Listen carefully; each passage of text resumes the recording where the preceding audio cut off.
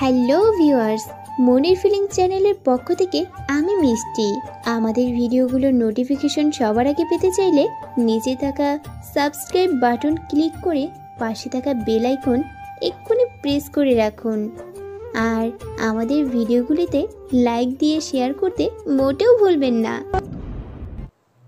রাত 10:15 মাথাটা উপরের দিক করে বসে আছেন আফজাল হোসেন। উপরে সবুজ কালারের সিলিং ফ্যানটা খটখট আওয়াজ করে ঘুরছে। আফজাল সাহেব ভীষণ বিরক্ত বোধ করছেন। উপর মহলে একটা ফ্যানের জন্য দরখাস্ত দিয়েছেন তিনি, কিন্তু এখনও একটা নতুন ফ্যানের ব্যবস্থা হয়নি।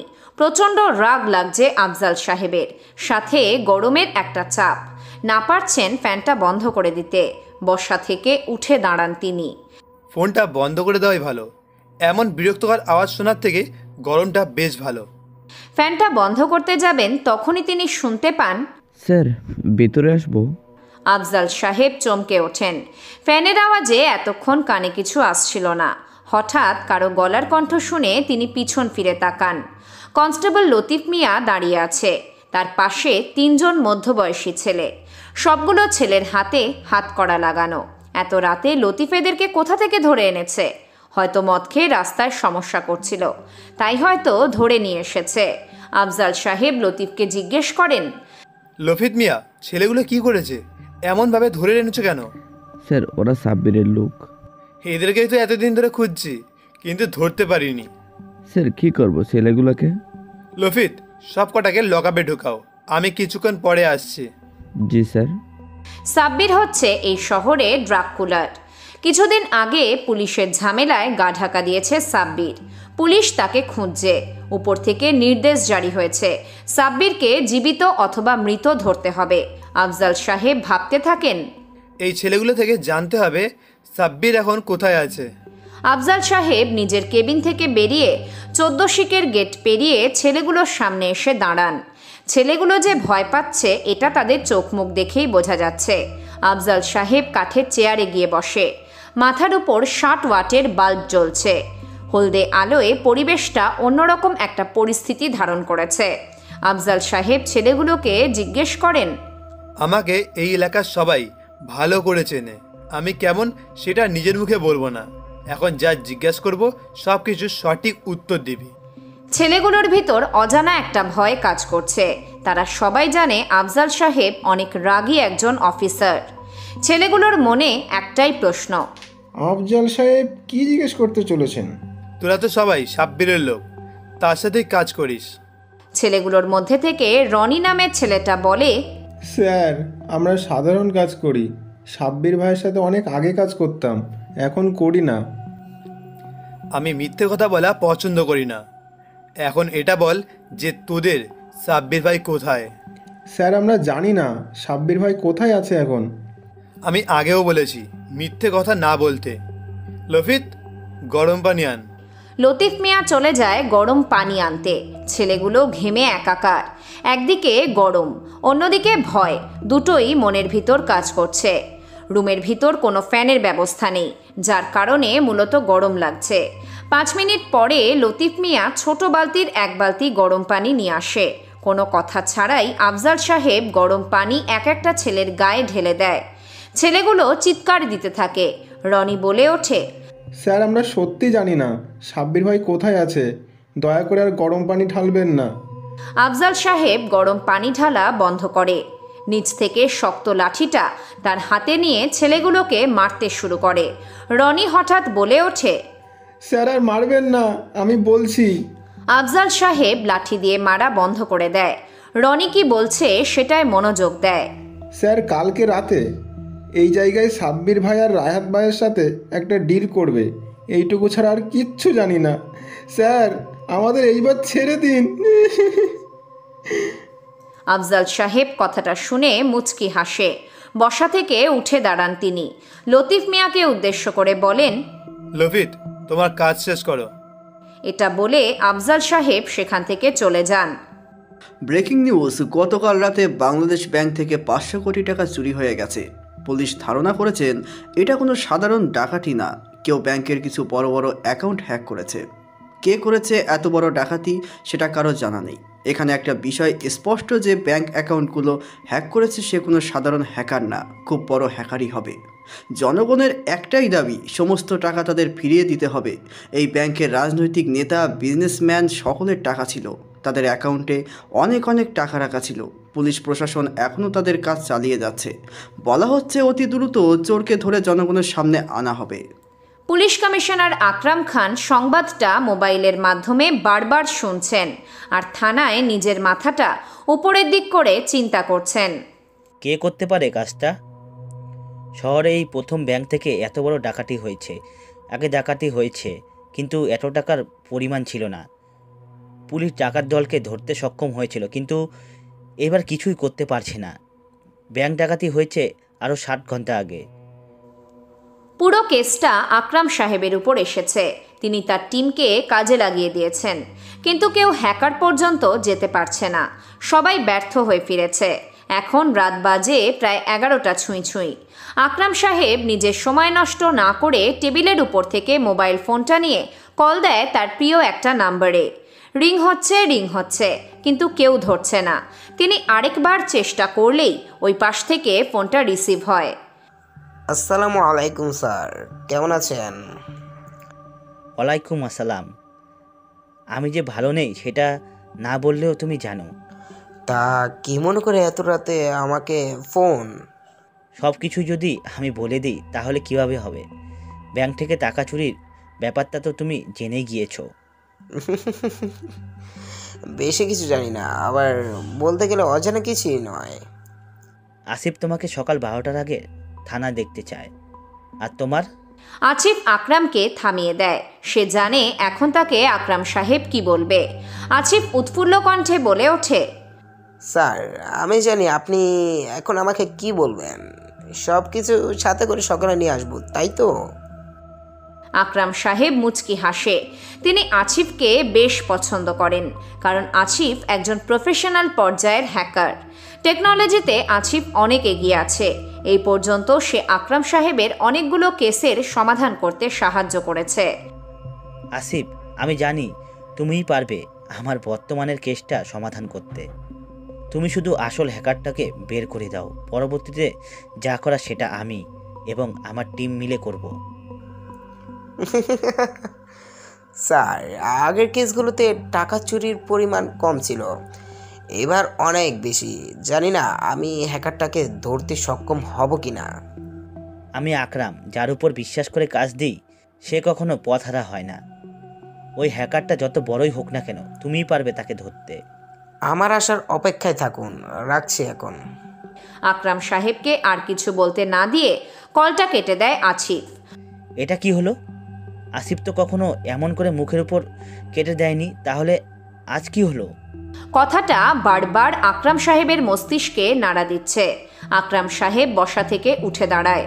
টেবিলের উপর থেকে গাড়ির চাবি, সিগারেটের প্যাকেট আর লাইটারটা নিয়ে বেরিয়ে যায় নিজের কেবিন থেকে।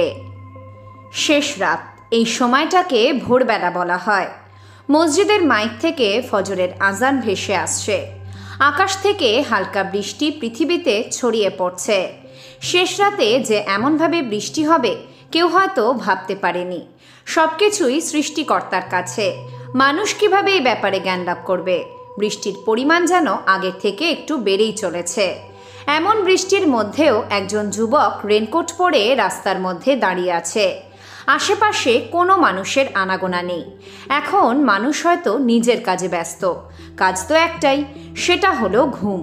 কে রাস্তায় দাঁড়িয়ে ভিজে একাকার হয়ে যাচ্ছে সেদিকে কারো খেয়াল নেই। খেয়াল থাকবেই বা কী করে? মানুষ তো মানুষের ভালো চায় না। হঠাৎ একটা কালো রঙের দামি মডেলের গাড়ি এসে থামে বৃষ্টিতে ভেজা ছেলেটার সামনে। গাড়ির দরজাটা খুলে একজন আগন্তুক নামে। পরনে তার কালো কালারের রেনকোট। আগন্তুক দ্রুত পায়ে হেঁটে দাঁড়িয়ে থাকা ছেলেটার হাতে পলিথিনে মোড়ানো একটা কাগজের টুকরো দেয়। ছেলেটা আগন্তুকের দিকে প্রশ্নবোধক দৃষ্টিতে তাকায়। তার জানার একটাই ইচ্ছে যে পলিথিনে মোড়ানো কাগজে কি আছে। ছেলেটার বোকার মতো চাহনি দেখে আগন্তুক মুচকি হেসে গাড়ির দিকে চলে যায়। ছেলেটা দেরি না করে ল্যাম্পপোস্টের আলোয় গিয়ে দাঁড়ায়। পলিথিনে মোড়ানো কাগজটা বের করে সে। কিছু একটা লেখা দেখা যাচ্ছে। ছেলেটা পড়তে শুরু করে। হ্যাকিং সম্বন্ধে আমার কোনো জ্ঞান নেই, কিন্তু মানুষ খুন করার জ্ঞান আমার সেই ছোটোকাল থেকেই। আশা করি এই সাধারণ জগতে যেন আমার অসাধারণ নাম উল্লেখিত না হয়। যদিও হয় তাহলে এমনভাবে হবে মানুষ যেন এটা শুনে ভয়ে থর থর করে কাঁপে। কথাটা আমি লিখিনি, লিখেছে অদৃশ্য জগতের বাদশা। আর কোনো লেখা দেখতে পাচ্ছে না ছেলেটা। সে বুঝে গেছে এখন তাকে কি করতে হবে। মৃত্যুর ভয় সবারই আছে। যে মানুষ সামনে সাহস বেশি দেখায়, অন্ধকার ঘরে তার সাহস ততটাই কম। হিংস্র প্রাণী ভয় পায় মানুষকে, আর মানুষ ভয় পায় হিংস্র প্রাণীকে। ছেলেটা কাগজটা ভাঁজ করে রেনকোটের লম্বা পকেটে রেখে পিচ ঢালা রাস্তা দিয়ে নিজের গন্তব্যে যেতে থাকে। সকাল 10টা। থানার গেট দিয়ে একটা লাল কালারের বাইক প্রবেশ করে। কিছু কনস্টেবল থানার সামনের আঙিনায় দাঁড়িয়ে চা পান করছে, আর বাইকে বসে থাকা ছেলেটাকে দেখে যাচ্ছে। সবাই ভালো করেই চেনে এটা আছিফের বাইক, আর বাইক চালকটাও আছিফ নিজেই। আছিফের কাঁধে কালো কালারের একটা ব্যাগ রয়েছে। এর মধ্যে তার টেকনোলজির গুরুত্বপূর্ণ জিয়া রয়েছে। গতকাল রাতে আকরাম সাহেব আছিফকে এই ব্যাগটা নিয়ে আসার জন্যই বলতে চেয়েছিলেন। আছিফ এই থানায় আরও অনেকবার এসেছে, যার কারণে আকরাম সাহেবের কেবিনটা খুঁজে পেতে বেশি দেরি হয়নি। সে আকরাম সাহেবের কেবিনের বাইরে দাঁড়িয়ে আছে। ভিতরে আকরাম সাহেব গুরুত্বপূর্ণ কাজ করছেন। এটা ওনার চেহারার অবস্থা দেখেই বুঝে গেছে আছিফ। সে চায় না এখন আকরাম সাহেবকে বিরক্ত করতে, তাই পিছন ফিরে চলে আসতে নেবে তখন পিছন থেকে শুনতে পায়, অনুমতি না নিয়েও আসতে পারতে, সমস্যা ছিল না। না বলে চলে যাওয়াটা, কিন্তু এসেও না বলে চলে যাওয়াটা কেমন বেয়াদবের মতো দেখায়। কণ্ঠস্বরটা যে আকরাম সাহেবের এটা বুঝে উঠতে বেশি সময় লাগেনি আছিফের। কিন্তু সে এটা বুঝতে পারছে না যে আকরাম সাহেব কিভাবে দেখলো আছিফ বাইরে দাঁড়িয়ে আছে। সে এত কিছু না ভেবে কেবিনের ভিতর প্রবেশ করে। দুজনের মধ্যে নীরবতা চলছে, কেউ কিছু বলছে না। আকরাম সাহেব নিজের কাজে ব্যস্ত, আর আছিফ তা দেখতে ব্যস্ত। আছিফ নিজের থেকে কিছু বলছে না দেখে আকরাম সাহেব নিজেই বলে ওঠে, কি ব্যাপার আসিফ, আজকে হঠাৎ এমন চুপচাপ কেন? কিছু হয়েছে কি? ভাবছি। কি এমন ভাবনা তোমার মাথায় এসে জমেছে? আমি যখন বাহিরে দাঁড়িয়েছিলাম তখন আপনি আমায় দেখলেন কি করে? আসিফ, তুমি আসলে এখনো বোকাই রয়ে গেলে। মানে? আছিফের মানের উত্তর দিতে আকরাম সাহেব ওনার নিজের ল্যাপটপটা তার দিকে করে। আছিফ দেখতে পাচ্ছে যে থানায় কে কী করছে, সব কিছু ল্যাপটপে ভেসে উঠছে। সে বুঝে গেছে আকরাম সাহেব তাকে সিসি ক্যামেরায় দেখেছে। মানে হচ্ছে তুমি যখন বাইরে দাঁড়িয়েছিলে তখন আমি তোমায় এই ল্যাপটপেই দেখেছি। এবার বুঝতে পেরেছো? বুঝতে পেরেছি, কিন্তু আপনি... আর কিছু জিজ্ঞেস না করে তুমি তোমার জিনিসগুলো বের করো, আমার হাতে সময় খুব কম। আছিফ এক এক করে তার নিজের ব্যাগ থেকে ল্যাপটপ সহ আরও বিভিন্ন সামগ্রী বের করে টেবিলের উপর রাখে। তার এখন একটাই কাজ, 500 কোটি টাকা যে হ্যাক করে নিয়ে গেছে তাকে খুঁজে বের করা। প্রায় 30 মিনিট হয়ে গেছে আছিফ ল্যাপটপে কাজ করে যাচ্ছে। আকরাম সাহেব কয়েকবার জিজ্ঞেস করেছেন কোনো ভালো খবর আছে কিনা, কিন্তু আছিফ কিছুই বলেনি। এবারে আকরাম সাহেব ভীষণ রেগে আছিফকে বলতে থাকে, আসিফ, তুমি কি সময়টা একবার দেখেছো? প্রায় 30 মিনিট হয়ে গেছে। আগে তো এত সময় লাগতো না, তাহলে আজকে এত সময় লাগছে কেন? সরি স্যার, এটা আমি মনে হয় না করতে পারবো। আছিফের কথা শুনে আকরাম সাহেব অবাক হয়ে প্রশ্ন করে, তুমি কি এটা আমায় বিশ্বাস করতে বলছো? আমি এটা বিশ্বাস করি না যে আসিফ কোনো হ্যাকারকে ধরতে অসক্ষম হয়েছে। স্যার, এই হ্যাক যে করেছে সে আমার থেকে বড় ধরনের হ্যাকার। তাহলে কি আমি এই কেসটা সম্পূর্ণ করতে পারবো না? আমার মনে হয় না আপনি ব্ল্যাক ডেভিলের সাহায্য ছাড়া আসল হ্যাকারকে ধরতে সক্ষম হবেন। এই ব্ল্যাক ডেভিল কে? দুনিয়ার বাদশা। সো সে যদি এত বড় হ্যাকার হয়ে থাকে তাহলে তো আমার কেস সমাধান করতে তার বেশি সময় লাগবে না। ব্ল্যাক ডেভিল যদি তার কম্পিউটারে স্ক্রিনে একটা ক্লিক করে তাহলে আপনার কেস সলভ হয়ে যাবে। আমি এখন ব্ল্যাক ডেভিলকে পাবো কোথায়? আমি ব্ল্যাক ডেভিলের সাথে আপনাকে যোগাযোগ করে দিতে পারবো না, কেননা আমি নিজেও তার অস্তিত্ব সম্পর্কে অজ্ঞ নই। আকরাম সাহেব আসিফকে উদ্দেশ্য করে কিছু বলতে যাবে তখনই টেবিলের উপরে থাকা মোবাইল ফোনটা বেজে ওঠে। আকরাম দ্রুত বেগে মোবাইলটা নিয়ে রিসিভ করে। আসসালামু আলাইকুম স্যার, কেমন আছেন? ওয়ালাইকুম আসসালাম। আমি বেশ আছি, কিন্তু তুমি মনে হয় ভালো নেই। স্যার কিভাবে বুঝলেন যে আমি ভালো নেই? যেহেতু রাজনীতি করি, আমার তো সব সময়ই জানা। ব্যাংক থেকে টাকা চুরির ব্যাপারটা নিয়ে তুমি বেশ চিন্তিত, তাই না? তেমন কিছুই না স্যার, আমি আমার কাজ যথাযথ পালন করে যাচ্ছি। সব মাপের হ্যাকারকে ধরে যদি আসিফকে ধরা সম্ভব হতো, তাহলে এতক্ষণে 500 টাকা চুরি করা চোরও থানার 14 শিখের ভেতরে থাকতো। স্যার, আসিফের ব্যাপারটা বুঝিনি। যে বুঝেও অবুঝের মতো করে তাকে শত চেষ্টা করেও বোঝানো সম্ভব না। আমি জানি তুমি আমার কথা বুঝে শুনে তারপরও এমন না বোঝার ভান করছো। আকরাম সাহেব চুপ হয়ে যায়। তিনি কিছুতেই বুঝতে পারছেন না যে শফিক সাহেব কিভাবে আসিফের সম্পর্কে জানতে পেরেছেন। যাই হোক, তোমার কাজে সাহায্য করার জন্য আমি একজন দায়িত্ববান পুলিশ অফিসার তোমার থানায় নিয়োগ দিচ্ছি। আজকের মধ্যেই সে ঢাকায় পৌঁছে যাবে। পরবর্তীতে তোমাকে সব জানিয়ে দেওয়া হবে। আকরামকে আর কিছু বলার সুযোগ না দিয়ে কলটা কেটে দেয় শফিক সাহেব। আকরাম মোবাইলটা টেবিলের উপর রেখে মাথাটা উপর দিক করে চেয়ারে হেলান দিয়ে বসে পড়ে। ওনার সামনে বসে থাকা আসিফ কিছুই বুঝতে পারছে না এখানে কি হচ্ছে। কে আকরাম সাহেবকে ফোন দিয়েছে, কী বা বলেছে, যার কারণে হঠাৎই আকরাম সাহেবের মাথায় এক ঝাঁক চিন্তা এসে ভর করেছে। সবগুলো প্রশ্ন আসিফের মাথায় ঘুরপাক খাচ্ছে। এখন প্রশ্ন না করলে কোনো উত্তর মিলবে না। স্যার, কে ফোন করেছিল? আকরাম সাহেব আগের মতো হেলান দেওয়া অবস্থায় জবাব দেয়, স্বরাষ্ট্রমন্ত্রী মহিউদ্দিন সাপিক সাহেব। উনি কি এমন বললেন যার কারণে আপনি হঠাৎ চুপ হয়ে গেলেন? আমি তো কিছুই বুঝতে পারছি না। আচ্ছা, আসিফ তোমার আর আমার সম্পর্কের পরিচয় কেন তৃতীয় ব্যক্তি জানে? কিভাবে জানবো? সবাই জানে আমি আপনার কাছে আসি থানার বৈদ্যুতিক সমস্যা সমাধান করার জন্য। এছাড়া আর কেউ কিছু জানে না। তুমি এগুলো গুছিয়ে আজকে চলে যাও, প্রয়োজন হলে সময় মতো তোমাকে ডাকা হবে। আকরাম সাহেবের কথা মতো আসিফ তাই করল। সমস্ত জিনিসপত্র ব্যাগে ভরে বসা থেকে উঠে দাঁড়ায়। আকরাম সাহেব আগের ন্যায় বসে আছে।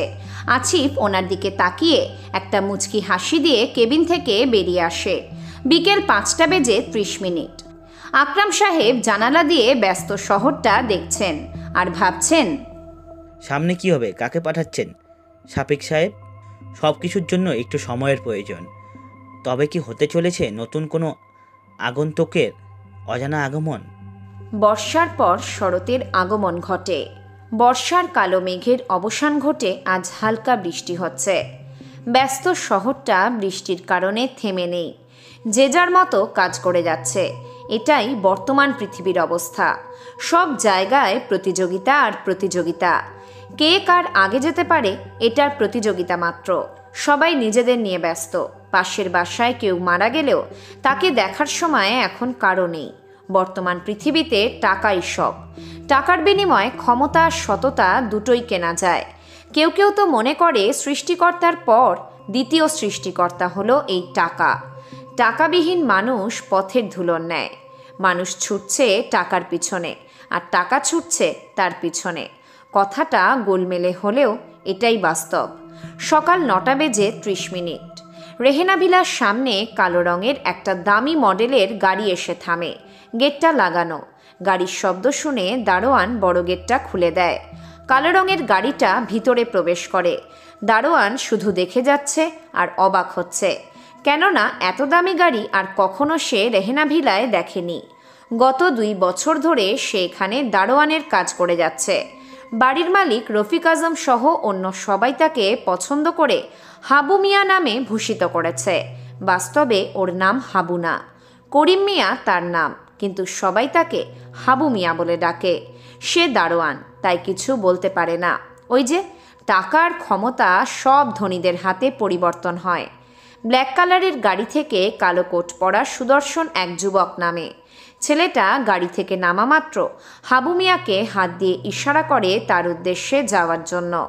হাবু মিয়া ঠিক তাই করল। ছেলেটার সামনে গিয়ে পা থেকে মাথার চুল পর্যন্ত স্ক্যান করে নিল। বেশ ঘন আর লম্বা চুলগুলো, চোখে কালো কালারের স্টাইলিশ চশমা, শরীরে দামি কালো কোট, দেখতে বিদেশি বিদেশি মনে হচ্ছে।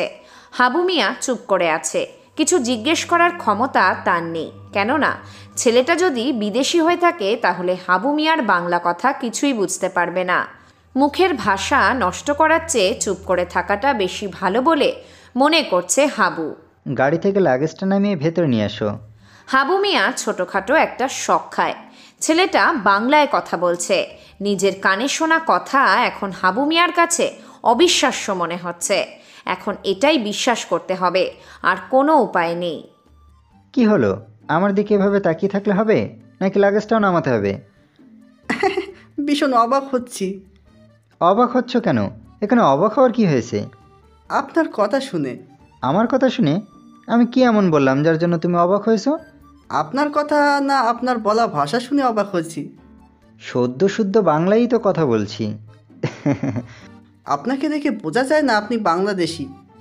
আমি এটা বুঝি না যে মানুষ আমাকে দেখে এটাই বলে কেন। আপনি দেখতে সত্যি বিদেশির মতো। আচ্ছা যাই হোক, তোমার সাথে পরে কথা হবে, এখন ভেতরে যাব। একটা কথা জিজ্ঞেস করি? যা জিজ্ঞেস করার আছে সেটা তাড়াতাড়ি বলো। আপনার নামটা কি জানতে পারি? আলভি আহমেদ রিশাদ। মুচকি হেসে কথাটা বলে আলভি সামনের দিকে হাঁটা ধরে। হাবু মিয়া সময় নষ্ট না করে গাড়ি থেকে লাগেজটা নামিয়ে আলভির পিছনে পিছনে যেতে থাকে। রেহানা ভিলা 3 তলা ভবন। বাসাটার মালিক রফিক আজম। উনি ওনার মায়ের নামে উৎসর্গ করে বাসাটার এমন নাম দিয়েছেন। বলতে গেলে ঢাকার মধ্যে খুবই পুরনো একটা বাড়ি এটা। দেখতে সদ্য নতুন বাড়ি মনে হবে। রফিক সাহেব একজন বড় মাপের বই লেখক। এই পর্যন্ত ওনার অনেকগুলো বই প্রকাশিত হয়েছে। এলাকায় বেশ নামডাক ওনার। রেহানা ভিলায় এখন আলভি নামে যে ছেলেটা এসেছে সে মূলত রফিক সাহেবের কোনো আত্মীয় না। রফিক সাহেব আলভিকে ভালো করে চেনেন পর্যন্ত না। তবুও আলভিকে বাসায় আসার অনুমতি দিয়েছেন তিনি। কিন্তু কী কারণে সেটাই সবার অজানা। আলভি বাসার কলিং বেলটা বাজায়, কিন্তু দরজা খুলে দেওয়ার কোনো নামগন্ধ নেই। সে এইবার নিয়ে চতুর্থবার কলিং বেলে চাপ দেয়। এবারও একই অবস্থা। আলভি পিছনে লাগেজ হাতে দাঁড়িয়ে থাকা হাবু মিয়ার দিকে করুণ দৃষ্টিতে তাকায়। হাবু মিয়া তার হলদে দাঁতগুলো বের করে সহজ একটা হাসি দেয়। আলভির রাগ লাগছে আর হাবু মিয়ার পাচ্ছে হাসি। দুজনের কারণ ভিন্ন, কিন্তু উদ্দেশ্য একটাই। বাসায় কি কেউ নেই? বাসায় তো সবাই আছে। তাহলে এতবার কলিং বেল বাজানোর পরেও দরজা খুলছে না কেন? এই বাসার সবাই এমনই, কোনো কিছু সময় মতো করে না। বাসাটা দেখতে যেমন সুন্দর, আমার মনে হয় ভিতরের মানুষগুলো অত সুন্দর না। ভিতরের মানুষগুলো না দেখেই বলে দিলেন এমন কথা? যাদের কাছে সময়ের কোনো মূল্য নেই তার কিভাবে সুন্দর হয়? আপনার কথা আমি কিছুই বুঝি না বাপু। আলভি বিরক্ত বোধ করছে। তার কাছে এখন মনে হচ্ছে এখানে আসাটাই বড্ড বড় ভুল হয়েছে। সে সামনের দিকে তাকিয়ে কলিং বেলে চাপ দেবে, এমন সময় দরজা খোলার শব্দ হয়। এতক্ষণে কারো খেয়াল হলো যে বাহিরে কেউ দাঁড়িয়ে কলিং বেল চাপছে। আলভি চোখ থেকে চশমাটা নামিয়ে হাতে রাখে। দরজার ওই পাশে মধ্যবয়সী এক নারী দাঁড়িয়ে আছে। আলভি লক্ষ্য করল মেয়েটার উপরের ঠোঁটের কোণে আকর্ষণ করার মতো একটা কালো তিল রয়েছে। দেখতে অতটা ফর্সা না হলেও মানুষের সামনে সৌন্দর্য প্রকাশ করার মতো। আলভি মেয়েটার নিখুঁত চেহারাখানা দেখতে ব্যস্ত। ওইদিকে কি হচ্ছে সেটার বিন্দুমাত্র খেয়াল তার নেই। আচমকা আলভির চোখের সামনে কারো তুড়ি বাজানোর শব্দ শুনে সে লক্ষ্যভ্রষ্ট হয়। দরজার ওই পাশের মেয়েটা তুড়ি বাজিয়েছে। আলভি বিরক্তকর চেহারা করে মেয়েটার দিকে তাকায়। আমার সৌন্দর্য দেখার মতো আমি নিজেই যথেষ্ট, আপনাকে কষ্ট করে দেখতে হবে না। মেয়েটার কথা শুনে আলভি চমকে ওঠে। মায়াবী কণ্ঠ, একবার শুনলে বারবার শুনতে মন চায়। কিন্তু আলভি এখানে যেটার জন্য এসেছে সেটা না করে এইসব ভেবে লাভ হবে না। আপনার সৌন্দর্য দেখার জন্য সৃষ্টিকর্তা আমাকে এই চোখ দেয়নি। আশেপাশে অনেক অনেক সুন্দরী মেয়ে আছে, তাদের দিকেই তাকায় না, আবার আপনার সৌন্দর্য দেখার জন্য তাকাবো? কথা তো ভালোই কাটাতে পারেন দেখছি। যা সত্যি তাই বলেছি, কথা কাটানোর জন্য কোনো প্রশ্নই আসে না। এত কথা না বলে নিজের পরিচয়টা দিন। এখানে কেন এসেছেন? ভেতরে যে কথা বলি। অচেনা কোনো ব্যক্তিকে ভেতরে যাওয়ার অনুমতি নেই। আপনি আপনার পরিচয়টা দিন। আমি আলভি আহমেদ রিশাদ। এই এতটুকু কি আপনার পরিচয়? মেয়েটা যে এমনভাবে জিজ্ঞাসাবাদ করবে ভাবতে পারেনি আলভি।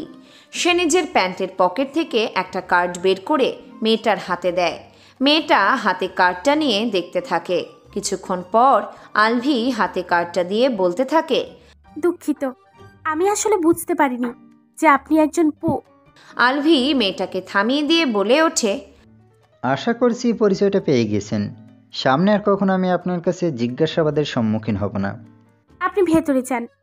আর হাবু মিয়া, তুমি ওনাকে গেস্ট রুমটা দেখিয়ে দেবে। আচ্ছা আপামনি। আলভি ভিতরে যাওয়ার আগে শুধু একবার মেয়েটার দিকে কঠিন দৃষ্টিতে তাকিয়েছিল, আর মেয়েটাও আলভির দিকে দুঃখ প্রকাশিত দৃষ্টিতে তাকিয়েছিল।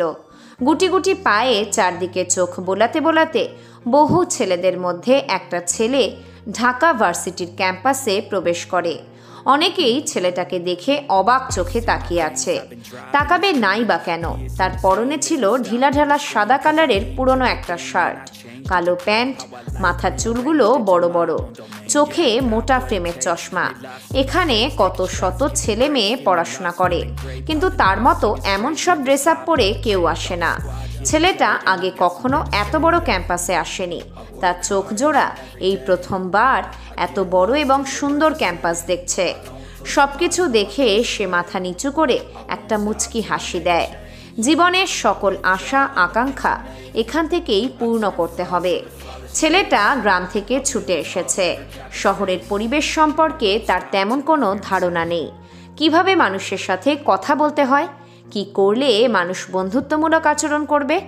তবে সে একটা কথা ভালো করে জেনে গিয়েছে, সেটা হলো এই শহরে ধনীরা নিম্নবিত্ত গরিবদেরকে শোষণ করে খায়। সে সামনের দিকে এগিয়ে যায়। কিছু দূরে কয়েকটা ছেলে বাইকের উপর বসে আছে। সবার ঠোঁটে একটা করে সিগারেট জ্বলছে। দেখে বোঝাই যাচ্ছে এরা সবাই ধনী পরিবারের সন্তান। ছেলেটা মাথাটা নিচু করে হেঁটে যাচ্ছে। সামনে বা আশেপাশে কি হচ্ছে এটা সে জানে না। জানে শুধু একটাই, কোনো প্রকার ঝামেলা ছাড়া ক্লাসে পৌঁছাতে হবে। সে যখন ছেলেগুলোর কাছে চলে আসে তখনই তার ডান পা কিছু একটার সাথে লেগে যায়। সে নিজেকে সামাল দিতে না পেরে বালুমাখা মাটিতে পড়ে যায়।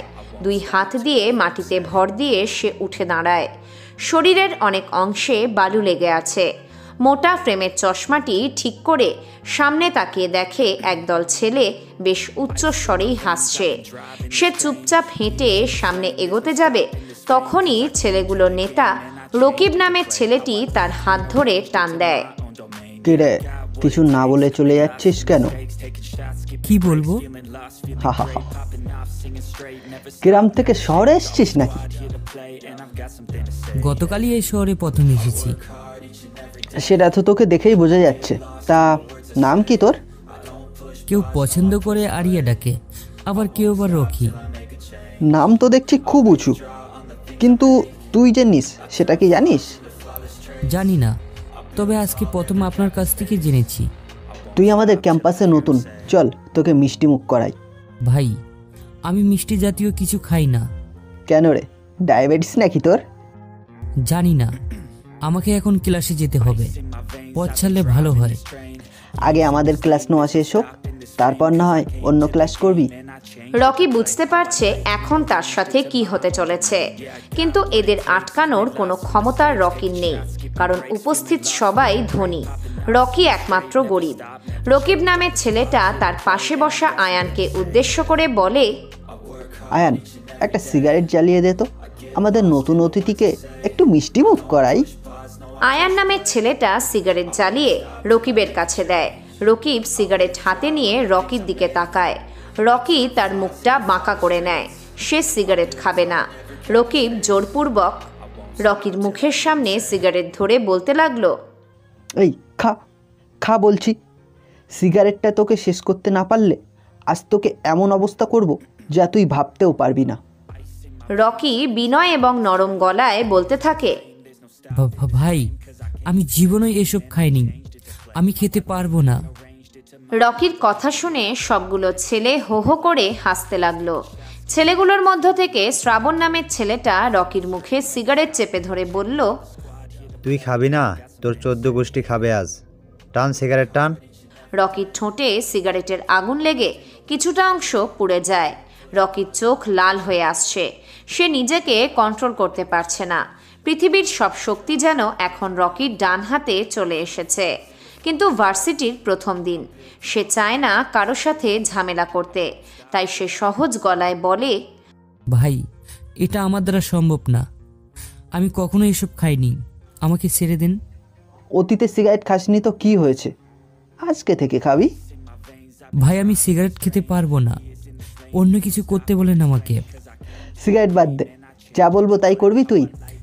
করতে না পারলেও চেষ্টা করব অবশ্যই। আচ্ছা বেশ, তুই তাহলে একটা কাজ কর, ক্যাম্পাসের গেট দিয়ে এখন যেই মেয়েটা আসছে ওর সামনে যাবি, তারপর মেয়েটার ওড়না জোরে টান দিয়ে এখানে নিয়ে আসবি, এটাই তোর কাজ, যা এখন। রকি ক্যাম্পাসের গেটের দিকে তাকায়। সাদা কালারের জামা পরে একটা মেয়ে ভিতরে প্রবেশ করছে। মেয়েটার চেহারাটা দেখে রকির কাছে কেমন যেন পরিচিত পরিচিত লাগছে। গতকাল রাতে এই মেয়েটার হাতে রকি একটা চড় খেয়েছিল, কিন্তু সেটা কোনো কারণ ছাড়াই। রকিবের দেওয়া কাজটা রকির কাছে সুবিধার মনে হলো না, তাই সে বলে, ভাই আমি এটা করতে পারবো না। কথাটা বলতে দেরি হলো, কিন্তু রকির গালে চড় বসাতে দেরি করলো না। রকি কিছু বলতে গিয়েও বলতে পারল না। ডান গালে হাত দিয়ে মাথাটা নিচু করে রাখে সে। আজ জীবনে প্রথম র্যাগিংয়ের শিকার হয়েছে রকি। আয়ান রকির কাঁধে হাত রেখে বলে, এখন এটাকে কি করব? এক কাজ কর, ওর গায়ের জামা খুলে নে। আরে না না, বেচারা তাহলে তো অর্ধ উলঙ্গ হয়ে ঘুরে বেড়াবে। বেশ ভালো বলছিস তো। ভাই রকিকে মেয়েদের সব মডার্ন ড্রেস, নাইট পার্টিতে যে পরে অর্ধেক কুলা অর্ধেক ঢাকা, এই ধরনের ড্রেস পরিয়ে দেই, কেমন অবস্থা হবে? তোরা পারিসও বটে, যা ড্রেস আনা লাগবে না, ওর গায়ের শার্ট খুলে গলায় একটা জুতোর মালা পরিয়ে দে, আর সমস্ত ক্যাম্পাসের সবাইকে দেখার সুযোগ করে দে, তাহলে এই রকি বুঝতে পারবে আমার দেওয়া কাজ কেউ না করলে কি অবস্থা হয়। ঠিক আছে ভাই। রকি খুব বাজেভাবে র্যাগিংয়ে ফেসে গেছে, কিন্তু ওর কিছু করার নেই। রকি আরেকবার বাঁচার জন্য শেষ চেষ্টা করে। কাঁদো কাঁদো গলায় রকিবকে বলে ওঠে, আমাকে মাফ করে দেন ভাই, আমি তো শুধু পড়াশোনা করার জন্য এই শহরে এসেছি, আমি আপনার কোনো ক্ষতি করিনি, আমাকে ছেড়ে দেন ভাই, আমাকে পড়তে হবে, আমি আপনার ছোট ভাইয়ের মতো। রকির কথা শুনে সবাই হো হো করে হাসতে থাকে। আয়ান গিয়ে রকির শার্টের কলার ধরে। রকি চোখ জোড়া বন্ধ করে ভিতরের দিকে লম্বা একটা শ্বাস নেয়। এতে করে মানুষের রাগ অনেকটা কমে যায়। আয়ান রকিকে টানতে টানতে ক্যাম্পাসের ভিতরের দিকে নিয়ে আসে। অনেকেই তাদের পিছনে আসতে থাকে। কেউ রকিকে বাঁচাতে আসছে না, সবাই আসছে মজার কাণ্ড দেখতে। রকিবকে সবাই ভালো করে চেনে। রকিব ঢাকার প্রভাবশালী মেয়র শহীদ হোসেনের ছেলে, সেই সাথে তার চাচা এই ভার্সিটির চেয়ারম্যান। রকিব তৃতীয় বর্ষের ছাত্র হয়েও ছোট বড় সবাইকে প্রতিদিন র্যাগিং করে, তাই সবাই তাকে ভয় পায়। কেউ সাহস করেও কিছু বলতে পারে না। ক্যাম্পাসের পিছনে বড় পুকুর পাড়ে এসে দাঁড়ায় সবাই। আশেপাশে অনেক স্টুডেন্ট। রকি এমনভাবে র্যাগিংয়ে ফেসে যাবে ভাবতেও পারেনি। আরও কিছু স্টুডেন্ট মজা দেখার জন্য ভিড় করছে। এখানে যেন কোনো সার্কাস দেখানো হচ্ছে। ভাই রকির শার্ট কি আমি খুলবো নাকি আপনি? আমি শুধু দেখব, তুই শুরু কর।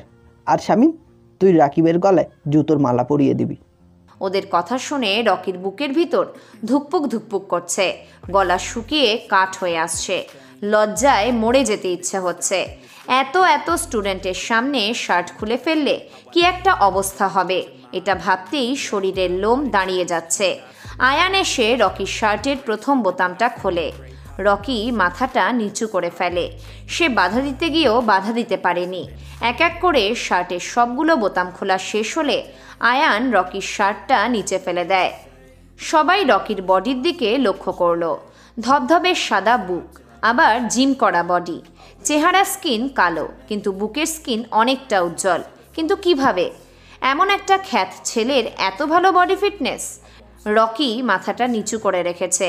রকিব অবাক হয়ে রকিকে জিজ্ঞেস করে, বাহ বাহ, খেয়ে নে খেয়ে নে, খেয়ে এমন একটা বডি বানিয়েছিস, কিন্তু কি লাভ হলো? এমন শরীর থাকতেও প্রতিবাদ করার সামর্থ্য নেই। ভাই শালা তো খুব ডেঞ্জারাস মাল। দেখেন ভাই কেমন মাথা নিচু করে দাঁড়িয়ে আছে। শামীম, জুতোর মালাটা রকির গলায় পরিয়ে দে। রকিবের কথা শুনে শামীম সোহাগের হাত থেকে জুতোর মালাটা নিয়ে রকির গলায় পরিয়ে দেয়। রকিব এসে রকির বুকের মধ্যে লাথি মারে। রকি ছিটকে মাটিতে পড়ে যায়। সবাই উচ্চস্বরে হাসতে থাকে। রকি লজ্জায় সেখান থেকে দৌড়ে চলে আসে। অনেকে দেখছে রকিকে। রকি সেদিকে তাকিয়ে আবারও মাথাটা নিচু করে দৌড়ে গেট দিয়ে বের হতে যাবে, এমন সময় কারোর সাথে ধাক্কা খেয়ে রকি নিচে পড়ে যায়। নিচে পড়ার কারণে রকির গলা থেকে জুতোর মালাটা খুলে যায়। রকি উঠে দাঁড়ায়। সামনে তাকিয়ে দেখে একটা মেয়ে রাগী দৃষ্টিতে তার দিকে তাকিয়ে আছে। রকি কিছু বলবে তার আগেই মেয়েটা রকির গালে কষে একটা চড় মারে আর বলতে থাকে, সুন্দরী মেয়ে দেখলে গায়ে পড়তে ইচ্ছে করে। তোদের মতো ছেলেরা কখনো মেয়েদের সম্মান দিতে জানে না, আবার ক্যাম্পাসে নিজের শরীর দেখিয়ে ঘুরছিস, বেয়াদব কোথাকার। রকি সেখান থেকে মাথাটা নিচু করে দৌড়ে চলে আসে। প্রতিবাদ করার মতো তার ক্ষমতা নেই। রাস্তায় অনেকেই রকির শরীরে কাপড় না দেখে হাসছে। রকি দ্রুতবেগে বাসায় চলে আসে, কিন্তু নিজেকে কোনোভাবে শান্ত করতে পারছে না। শান্ত ছেলেটা আজকে অশান্ত হয়ে পড়েছে। কোনো এক অশান্ত শহরের শান্ত ছেলে রকি। আজ তার কাছে সব অনুভূতিহীন মনে হচ্ছে। এই শহরে আসাটা কি তাহলে মস্ত বড় ভুল? রকি আয়নায় নিজেকে দেখে নিজেই চিনতে পারছে না। অচেনা কোনো বালক তার সামনে প্রতিবিম্ব হয়ে দাঁড়িয়ে আছে। রকি তো এমন ছেলে না। কেউ তার কলার ধরলে সে খুব কঠিন শাস্তি দেয় এবং অতি দ্রুত দেয়। রকি শান্ত হয়ে নিজেকে আরেকবার আয়নায় দেখে রহস্যময় মুচকি হাসি হাসে। অকারণে হাসে বোকা, আর কারণ থাকতেও হাসে না তারা হচ্ছে রহস্যময় চালাক। ব্রেকিং নিউজ, বিশিষ্ট ব্যবসায়ী নিজামুদ্দিন হাওলাদারকে গতকাল রাতে কে বা কারা যেন মারাত্মকভাবে খুন করেছে। পুলিশ এখনও খুনিকে ধরতে সক্ষম হয়নি। ইনভেস্টিগেশন চলছে। আশা করা যাচ্ছে অতি দ্রুত খুনি ধরা পড়ে যাবে। শহরের প্রতিটা টিভিতে সংবাদটা প্রচারিত হচ্ছে। আকরাম সাহেব এতক্ষণ টিভির সামনে বসে নিজের কিছু গুরুত্বপূর্ণ কাজ করে যাচ্ছিল, কিন্তু যখন এই সংবাদটা শুনতে পায় তখনই বসা থেকে উঠে দাঁড়ায়। নিজামুদ্দিন হাওলাদার হচ্ছে ঢাকা শহরের টপ বিজনেসম্যান। লোকটা তেমন সুবিধার না। গত 3 দিন আগে আকরাম সাহেব কিছু সমস্যা নিয়ে ওনার কাছে গিয়েছিলেন, কিন্তু নিজামুদ্দিন আকরাম সাহেবকে সমস্যাগুলো সমাধান করে দেননি। আকরাম সাহেব সেই দিনই বুঝতে পেরেছিলেন যে নিজামুদ্দিনের ভিতর কোনো না কোনো খারাপ উদ্দেশ্য আছে। হয়তো ওনাকে নিজের কাছের শত্রুরা মিলে মেরেছে। অনেক টাকার মালিক ছিলেন তিনি। বলতে গেলে টাকার পাহাড় জমিয়েছিলেন। এখন তিনি পৃথিবীতে বেঁচে নেই। সমস্ত টাকা নষ্ট হয়ে যাবে, কোনো কাজে আসবে না। আকরাম সাহেব না খেয়েই বাসা থেকে বেরিয়ে যায় থানার উদ্দেশ্যে। এখন 2টো কেস সামলাতে হবে, ব্যাংক ডাকাতি এবং নিজামুদ্দিন হাওলাদারের খুনের কেস। ঘড়িতে সময় সকাল 10টা। আলভি সেই সকাল থেকে রফিক সাহেবকে খুঁজে বেড়াচ্ছে, কিন্তু এখনও ওনার দেখা মেলেনি। এই বাসার যে কারো সময়ের প্রতি খেয়াল নেই সেটা বেশ ভালোই আন্দাজ করতে পেরেছে আলভি। আজকে সকালে খাবার টেবিলে আলভি একা একা বসে খেয়েছে। আলভি গতকাল বিকেলে জানতে পেরেছে যে রফিক সাহেবের মেয়ে জান্নাত, সেটাও জেনেছে বাসার দারোয়ান হাবু মিয়ার কাছ থেকে। আলভি রফিক সাহেবকে খুঁজতে খুঁজতে বাসার পূর্ব পাশে চলে আসে। এখানে ছোট একটা সুইমিং পুল আছে আর আশেপাশে ফুলের বাগানও রয়েছে। কিছু দূর এগিয়ে যায় আলভি। সামনে একটা নিম গাছ রয়েছে। নিম গাছের নিচে সুন্দর দোলনা রয়েছে বসার জন্য। বাসাটার ভিতরের পরিবেশ দেখে কেমন যেন ভুতুড়ে প্রকৃতি মনে হয়। নয়তো এমন একটা বাসায় নিম গাছ আছে, এটা অস্বাভাবিক নয়। আলভি গিয়ে দোলনায় নিজের শরীরটা হেলিয়ে দেয়। বসে একটু আরাম করবে এমন ইচ্ছে, কিন্তু তার হলো কই। বাগান থেকে কে যেন বলে উঠেছে, অনুমতি ছাড়া এই দোলনায় বসা নিষেধ। সেটা কি আপনি জানেন? আলভি আশেপাশে তাকায়, কিন্তু কাউকে দেখতে পাচ্ছে না। তাহলে বাগানের ভিতর থেকে কেউ কথাটা বলেছে। আলভির বুঝতে অসুবিধা হলো না যে এটা রফিক সাহেবের মেয়ে জান্নাত। মেয়েটা গতকালও আলভিকে দরজার সামনে দাঁড় করিয়ে রেখে কত প্রশ্ন করেছে।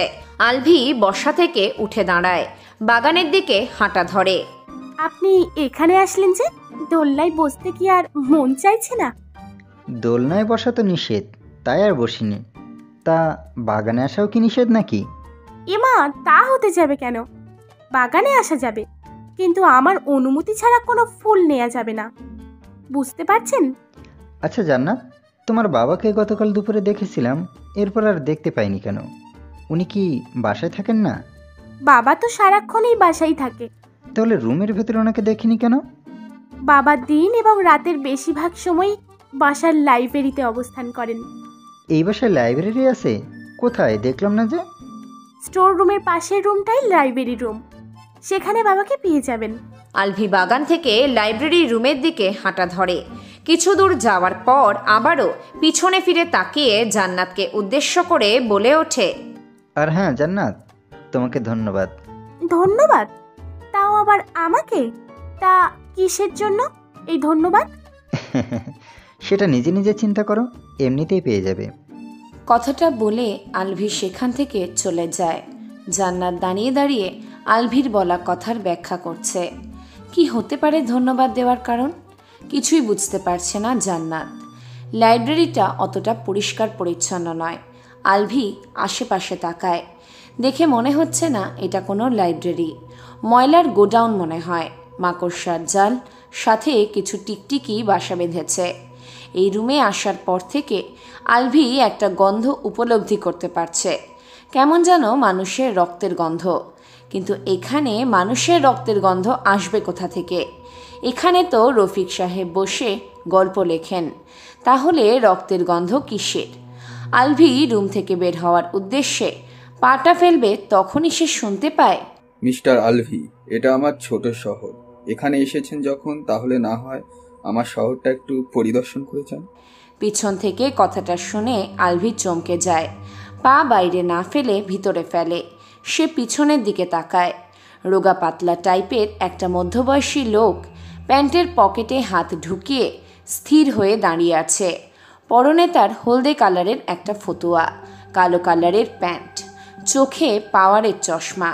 ওনার মুখে তেমন হাসি বা রাগ দেখতে পাচ্ছে না আলভি। সে বুঝে গেছে এটাই রফিক সাহেব। ওনার গলার স্বরে গম্ভীর গম্ভীর একটা ভাব পাওয়া যায়, আর কেমন করে যেন কথা বলে। লেখকেরা হয়তো এমন স্টাইলেই কথা বলে। আলভি মাকড়সার জালগুলো হাত দিয়ে সরিয়ে রফিক সাহেবের কাছে গিয়ে দাঁড়ায়। রফিক সাহেব ভিতরের দিকে হাঁটা ধরে। পিছু নিল আলভি, কারণ এই অপরিষ্কার রুমটা তার কাছে অপরিচিত। কোথায় কি আছে এটা তার জানা নেই। আপনার মনে হয়তো একটাই প্রশ্ন ঘুরপাক খাচ্ছে, যে এটা কি কোনো লাইব্রেরি নাকি ময়লার গোডাউন? সঠিক বললাম তো মিস্টার আলভি? আলভি রফিক সাহেবের পিছু যাচ্ছে আর আশপাশটা ভালো করে দেখছে। এমতাবস্থায় রফিক সাহেব কথাটা বলে। আলভি হেঁটে গিয়ে রফিক সাহেবের সমান বরাবর হাঁটতে লাগলো। আঙ্কেল, আমি বয়সে আপনার অনেক ছোট, আমাকে আপনি করে না ডেকে তুমি ডাকলে খুব খুশি হব। তুমি না বলে যদি তুই করে ডাকি তাহলে কি সমস্যা হবে? তুমিটা কেমন যেন দেখায় না? আপনার বাসায় নতুন আসা মেহমানকে কি আপনি তুই করে বলবেন? আমার বাসায় তো তেমন কোনো মেহমান আসে না, আর আসলে আমি তাদের তুমি অথবা তুই কোনোটাই বলি না, শুধু আপনি করে বলি। সে যাই হোক, আপনি আমায় তুমি করে বলবেন। যেমনটা তোমার ইচ্ছে।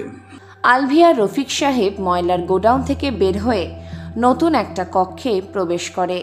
এখানে বইয়ের সমাহার রয়েছে, বিভিন্ন ধরনের বই। সব বইগুলো চারিদিকে সুন্দরভাবে সাজানো।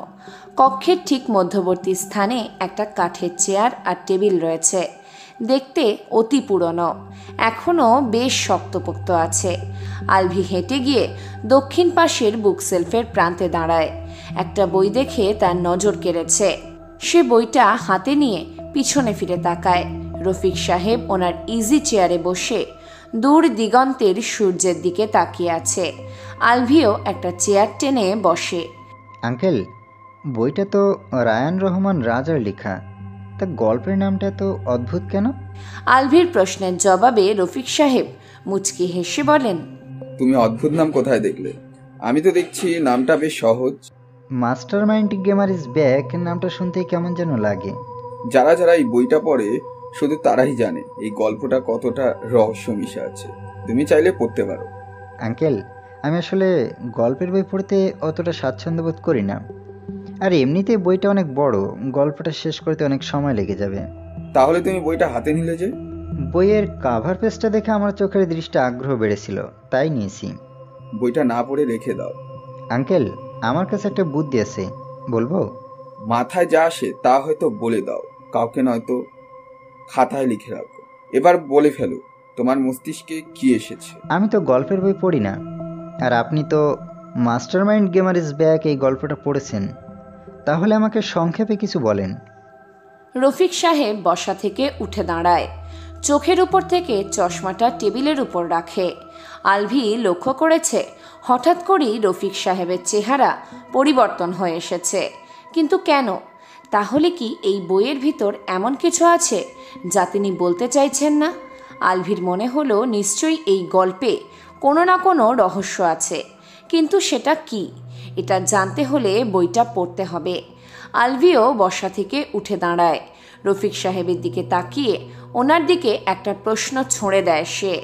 আমি বইটা নিজেই মন দিয়ে পড়ব, কিন্তু আমার জানার একটা আগ্রহ রয়ে গেছে যে আপনি গল্পটা বলতে আমায় এমন করছেন কেন? আসলে আমি বইটা অনেক আগে পড়েছি, এখন তেমন কোনো টপিক মনে পড়ছে না, তাই তোমাকে বলতে পারলাম না। তুমি গিয়ে আমার ইউটিউব চ্যানেল থেকে গল্পটা শুনে আসতে পারো। আপনাদের চ্যানেলের নাম কি?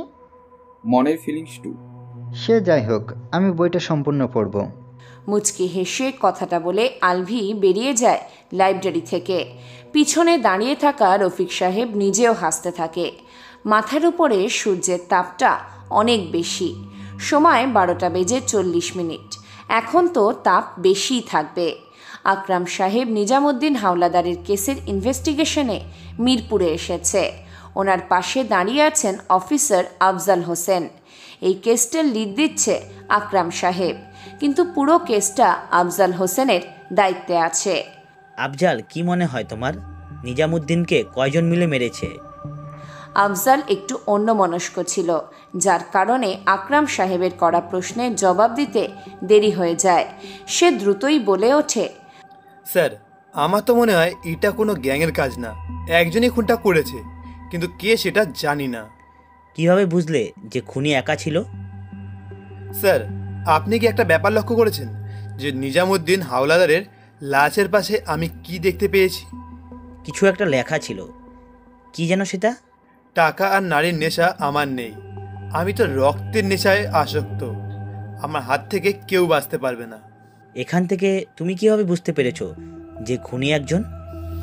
স্যার, খুনির লেখা কথাটা নিয়ে চিন্তা করুন, সেখানে সে বলছে আমার হাত থেকে কেউ বাঁচতে পারবে না।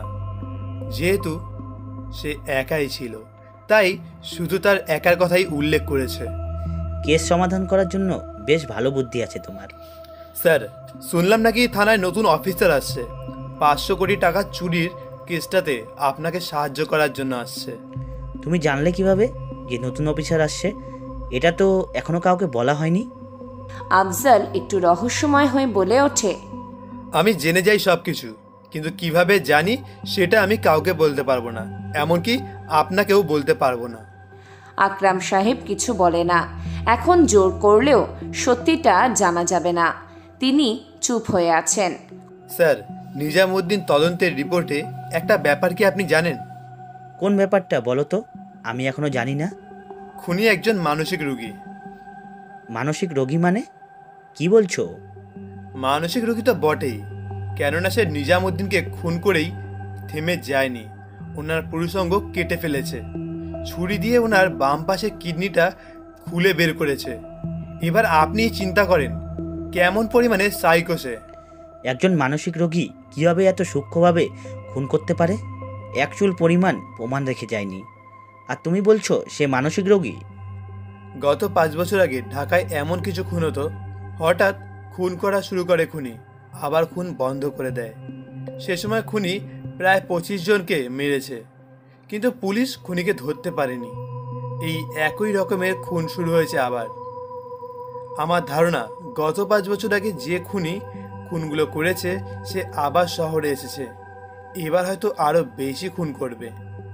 কথাগুলো বলে থামে আফজাল। আকরাম সাহেব মনোযোগ দিয়ে কথাগুলো শুনেছে, কিন্তু তিনি গত 5 বছর আগে এই শহরে ছিলেন না। পুলিশের চাকরি করতেন ঠিকই, সেটা অন্য শহরে। আফজাল, তুমি এত কিছু কিভাবে জেনেছো? স্যার, আমি সব জানি, কিন্তু সেটা কিভাবে এটা জিজ্ঞেস করবেন না আমাকে। যাই হোক, 5 বছর আগে যেই খুনগুলো হয়েছে সেই খুনের 25টা ফাইল আমার চাই। না স্যার। নেই মানে?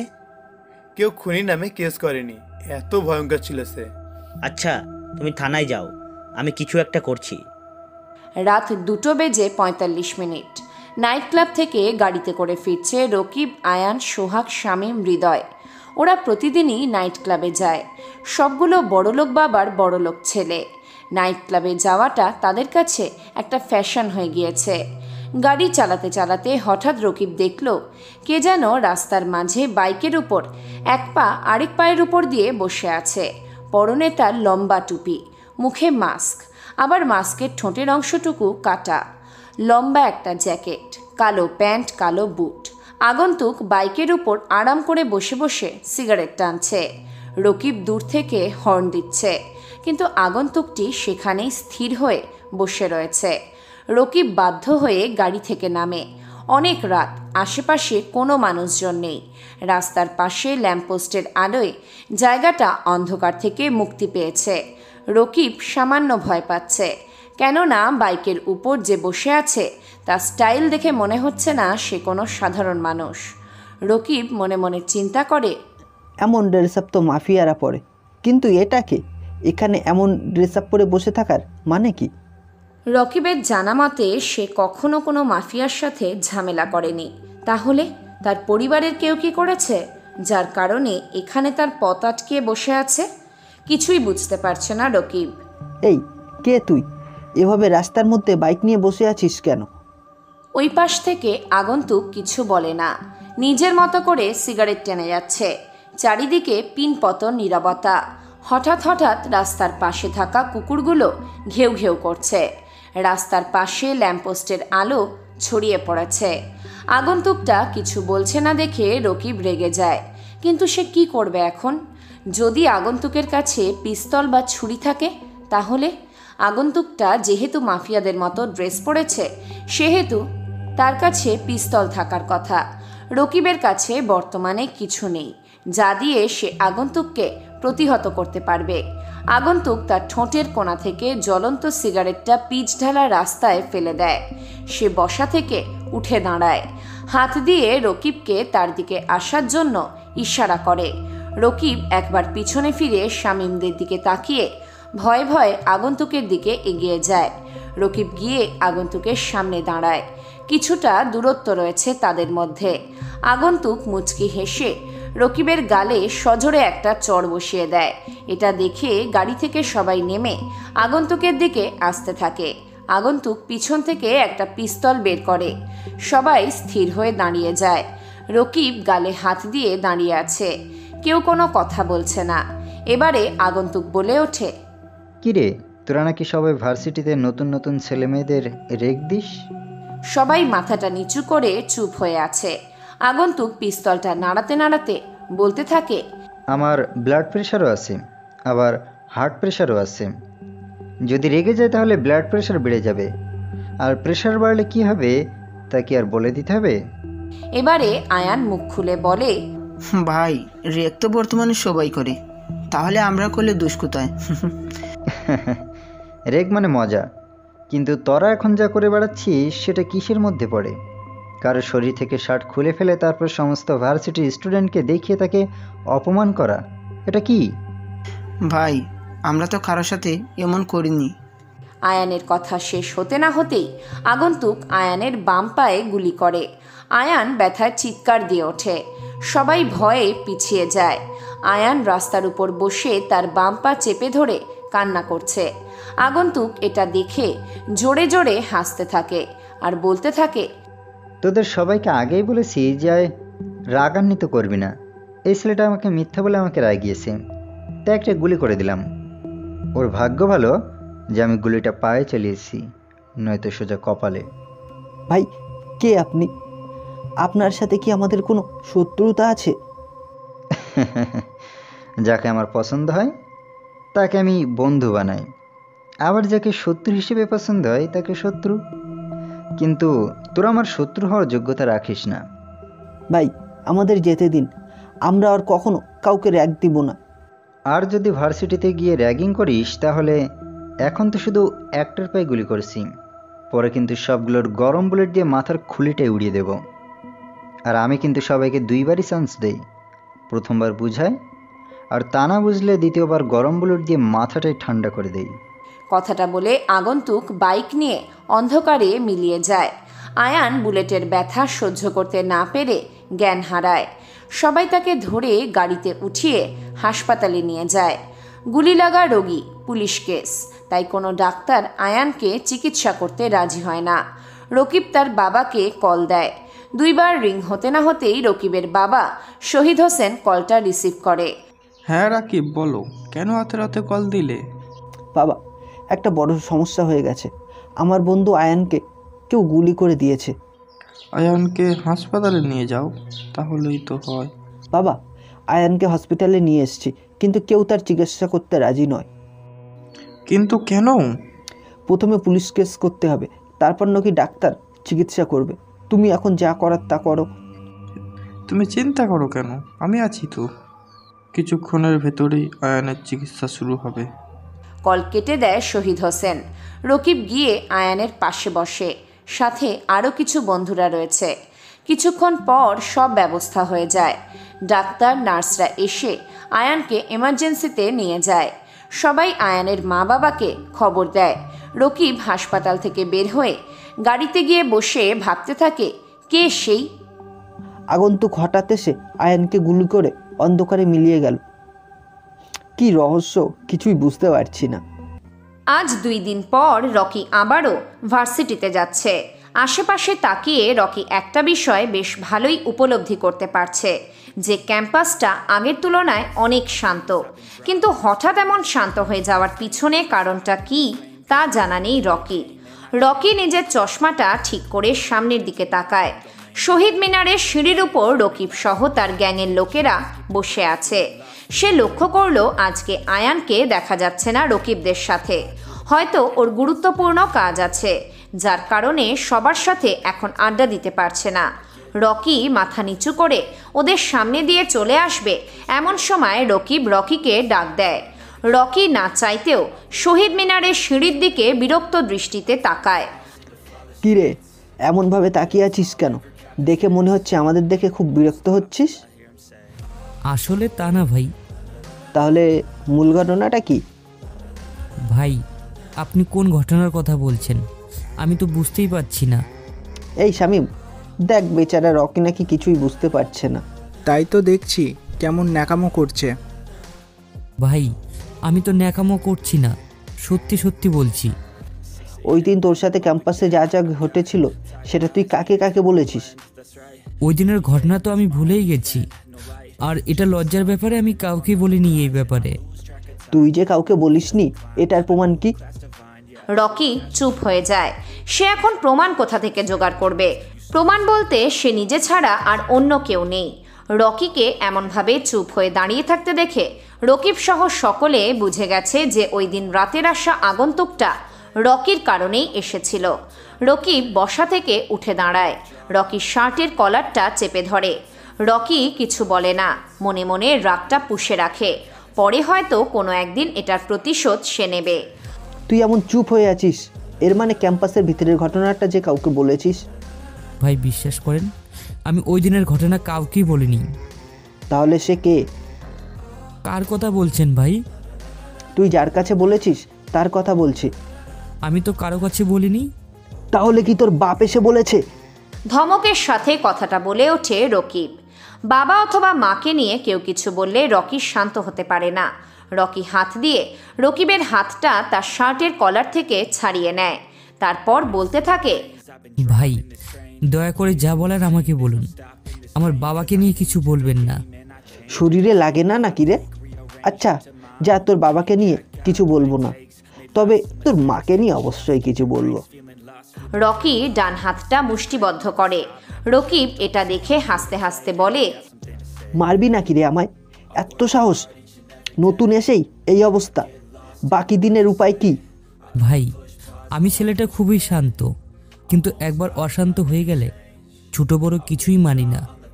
তোর মা কি খেয়ে তোকে জন্ম দিয়েছে যে এত বেয়াদব হয়েছিস? শেষ কথাটা স্পষ্ট করে বলতে পারেনি রকিব। এর আগেই তার বাম গালে রকির হাতের একটা ঘুষি পড়ে। রকিব নিচে পড়ে যায়। এটা দেখে সবাই এসে নিচ থেকে রকিবকে ওঠায়। রকিবের ঠোঁট হালকা কেটে গেছে, যার কারণে তার ঠোঁটের কোণ দিয়ে রক্ত বের হচ্ছে। রকিব হাত দিয়ে রক্তের কিছু অংশ মুছে নেয়। চুলগুলো ঠিক করে শ্রাবণকে উদ্দেশ্য করে বলে, শ্রাবণ, তুই যে এই কুত্তার বাচ্চাকে ধর, আজকে আমি দেখব সে কিভাবে আমার হাত থেকে বাঁচে। শ্রাবণ গিয়ে রকির 2 হাত এমনভাবে চেপে ধরে যাতে করে সে শক্তি করতে না পারে। রকি মুচকি হাসে। রকিব তার নিজের ডান হাতটা দিয়ে রকির পেটে জোরে একটা ঘুষি মারে। রকি হালকা করে কেশে ওঠে। রকিব শ্রাবণকে হাত দিয়ে ইশারা করে রকির হাত ছেড়ে দেওয়ার জন্য। শ্রাবণ ঠিক তাই করলো। সে রকির হাত ছেড়ে একটু দূরে গিয়ে দাঁড়ায়। রকিব তার ডান পায়ের সাহায্যে রকির বুকে একটা লাথি মারে। রকি নিজের অবস্থান থেকে কিছুটা দূরে গিয়ে পড়ে। আশেপাশের কিছু স্টুডেন্ট এটা দেখে হাসতে থাকে। 2 দিন আগে এসেও রকি বিপদে পড়েছে, আবার আজকেও একই ঘটনা ঘটছে তার সাথে। রকিব হাত দিয়ে ইশারা করে রকিকে নিচ থেকে ওঠার জন্য। রকি মাটিতে ভর দিয়ে উঠে দাঁড়ায়। তার জামা কাপড়ে ময়লা লেগে গেছে। রকিব আবারও রকিকে মারতে যাবে, তখনই সে শুনতে পায়, ভাই থামেন, গেটের দিকে তাকিয়ে দেখুন, পুলিশ আসছে। শামীমের কথা শুনে রকিব থেমে যায়। সে গেটের দিকে তাকায়, দেখে একটা পুলিশ ভ্যান ক্যাম্পাসে প্রবেশ করছে। রকিব পুলিশের গাড়ি দেখে একটু অবাক হয়, কেননা অনেক প্রয়োজন ছাড়া ক্যাম্পাসে পুলিশ আসা নিষিদ্ধ। তাহলে হঠাৎ কি হয়েছে যার কারণে পুলিশ এলো? কিছুই বুঝতে পারছে না রকিব। সে রকির দিকে তাকায়। রকি ঠোঁট বাঁকিয়ে হাসছে, যে হাসিতে শব্দ নেই, নিঃশব্দ মিশে রয়েছে। রকির এমন হাসি দেখে রকিব তেড়ে যায় তাকে মারার জন্য। পিছন থেকে শামীম রকিবের হাত টেনে ধরে। ভাই, ক্যাম্পাসে যেহেতু পুলিশ আসছে, সেহেতু এখানে ঝামেলা না করাই ভালো হয়। আমি পুলিশকে ভয় পাই না, আমার বাবা এই শহরের মেয়র। পুলিশ চলে যাবার পর আবার রকিকে মারবো, চিন্তা না করে চলেন, বসে পড়ি। পুলিশের ভ্যান থেকে 2 জন পুলিশ নামে। রকিবরা গিয়ে শহীদ মিনারে বসে পড়ে। রকি একবারের জন্য পিছন ফিরে তাকায়নি। সে নিজের জায়গায় স্থির হয়ে দাঁড়িয়ে আছে। মাঠের আশপাশ থেকে অনেক স্টুডেন্টরা তাকিয়ে আছে পুলিশ 2 জনের দিকে। তারা 2 জন অন্য কোথাও না গিয়ে রকির দিকে যায়। সবাই তো এখন অন্য চোখে দেখছে রকিকে। শহীদ মিনারের উপর বসে থাকা সকলের চোখ রকি আর পুলিশের দিকে। কি বলে পুলিশ রকিকে? লম্বা করে দেখতে পুলিশ অফিসারটা রকির কাঁধে হাত দেয়। রকি পিছনে ফিরে তাকায়। পুলিশ অফিসারকে দেখে সে মুচকি হাসে। এর বিনিময়ে পুলিশ অফিসারটাও রকিকে একটা মুচকি হাসি উপহার দেয়। রকির কাঁধে যে অফিসারটা হাত দিয়েছে তার নাম দেখে নেয়, আফজাল। নামটা রকির কাছে খুব পরিচিত, কিন্তু লোকটা কি তার পরিচিত? আমি যদি ভুল না হই তাহলে তোমার নাম নিশ্চয়ই রকি ভাই। আপনার কোথাও ভুল হচ্ছে, আমার নাম রকি, কোনো ভাই নয় আমি। সেটা তো আমি বেশ ভালোই আন্দাজ করতে পেরেছি। আফজালের পাশে দাঁড়িয়ে থাকা কনস্টেবল লতিফ মিয়া রকির দিকে বেশ কৌতূহল দৃষ্টিতে তাকিয়ে বলে ওঠে, তোমাকে আমার খুব চেনা চেনা লাগছে, কিন্তু কোথায় দেখেছি সেটা মনে করতে পারছি না। এই শহরটা আমার তুলনায় খুবই ছোট। হয়তো দেখছেন কোনো টঙের দোকানে বসে চা পান করা বিদ্যামান আমায়, নয়তো শহরের কম দামি খাবারের হোটেলে। হয়তো বা, কিন্তু তোমাকে আমি দেখেছি কোনো এক জায়গায়। আচ্ছা রকি, তুমি কি নিজামউদ্দিন হাওলাদারকে চেনো? এই নামে তো আমি 2টা মানুষকেই জানি। 2 জনকে? তাহলে তাদের সম্পর্কে আমাকে কিছু বলতে পারবে?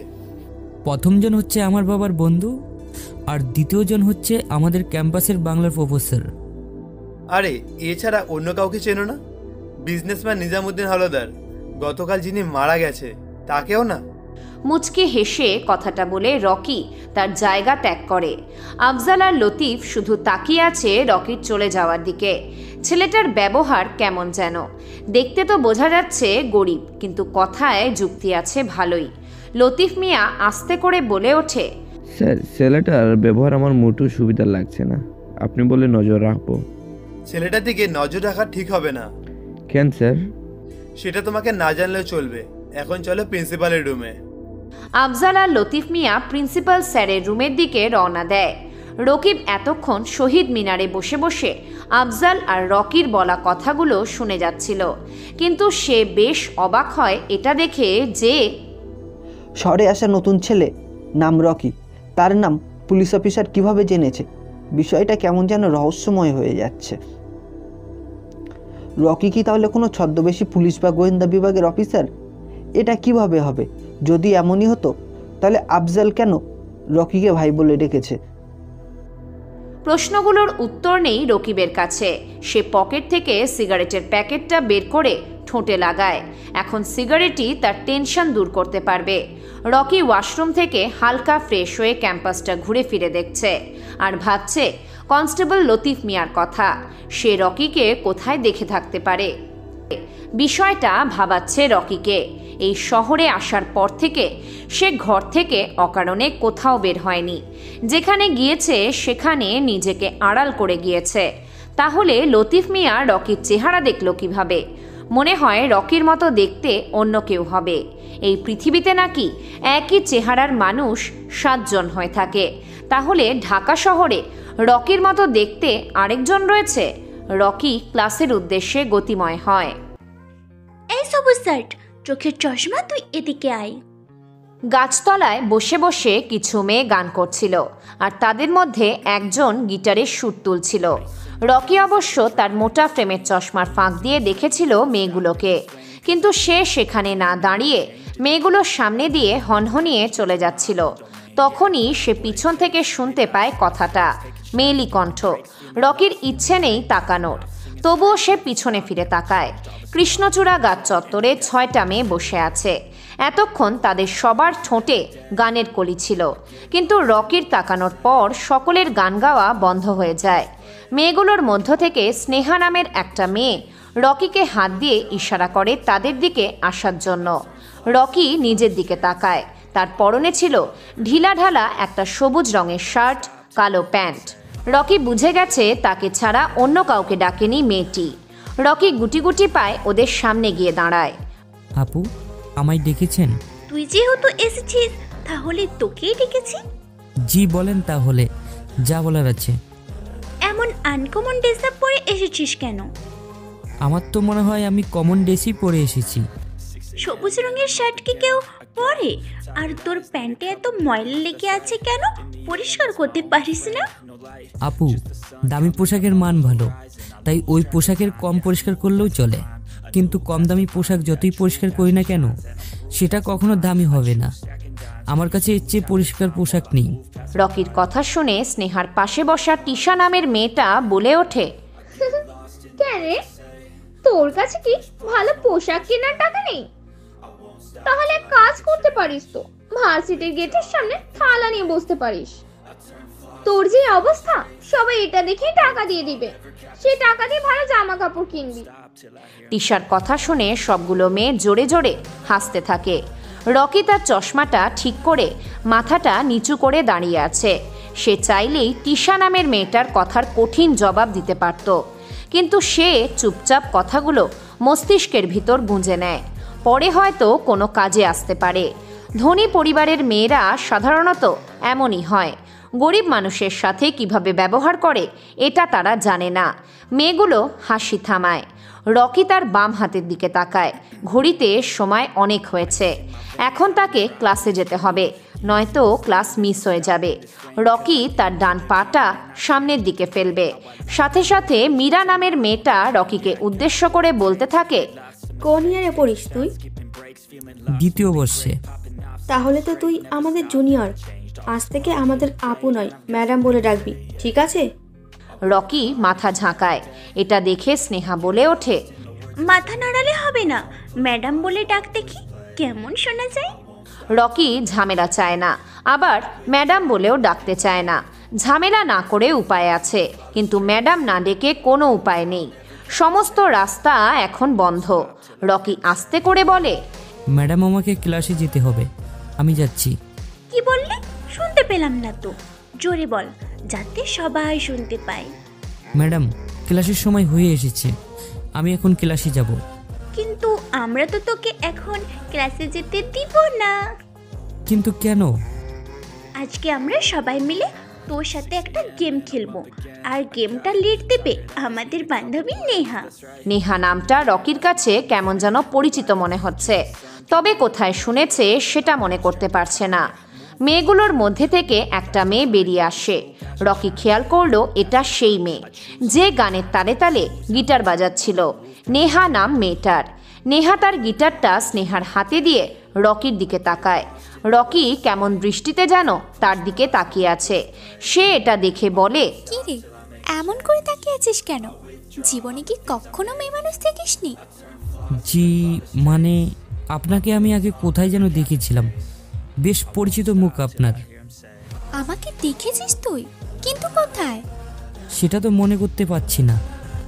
আর মনে করা লাগবে না, এখন আমি যা বলবো তুই তাই করবি, বুঝতে পেরেছিস? আমি কেন আপনার কথা শুনবো? নেহা স্নেহার হাত থেকে গিটারটা হাতে নিয়ে রকিকে উদ্দেশ্য করে বলে, এই সমগ্র ক্যাম্পাসে আমার কথা শুনবে না এমন কোনো স্টুডেন্ট নেই, কারণ সবাই জানে আমি কতটা ভালো। তুই এখন আমার হাতে যে গিটারটা দেখছিস, এটা দিয়ে আমি অনেক ছেলেদের পিটিয়েছি। যে আমার কথা না শোনে এটা দিয়ে আমি তাকেই পেটাই। নেহার কথা শুনে রকি একটা ঢোক গেলে। তার গলাটা কেমন যেন শুকিয়ে গেছে। এখন নেহার কথা না শুনলে সবার সামনে মার খেতে হবে, আর একটা মেয়ের হাতে মার খেলে কতটা লজ্জা হবে এটা ভাবতেই রকির শরীরের লোম দাঁড়িয়ে যাচ্ছে। আপু আমি রাজি, আপনি যা বলবেন আমি তাই করব। তোকে না মানা করেছে আমাদের আপনা রাখতে? ম্যাডাম বলে ডাকামায়। দুঃখিত ম্যাডাম, আমার ভুল হয়েছে। এবার আপনি বলেন আমায় কি করতে হবে?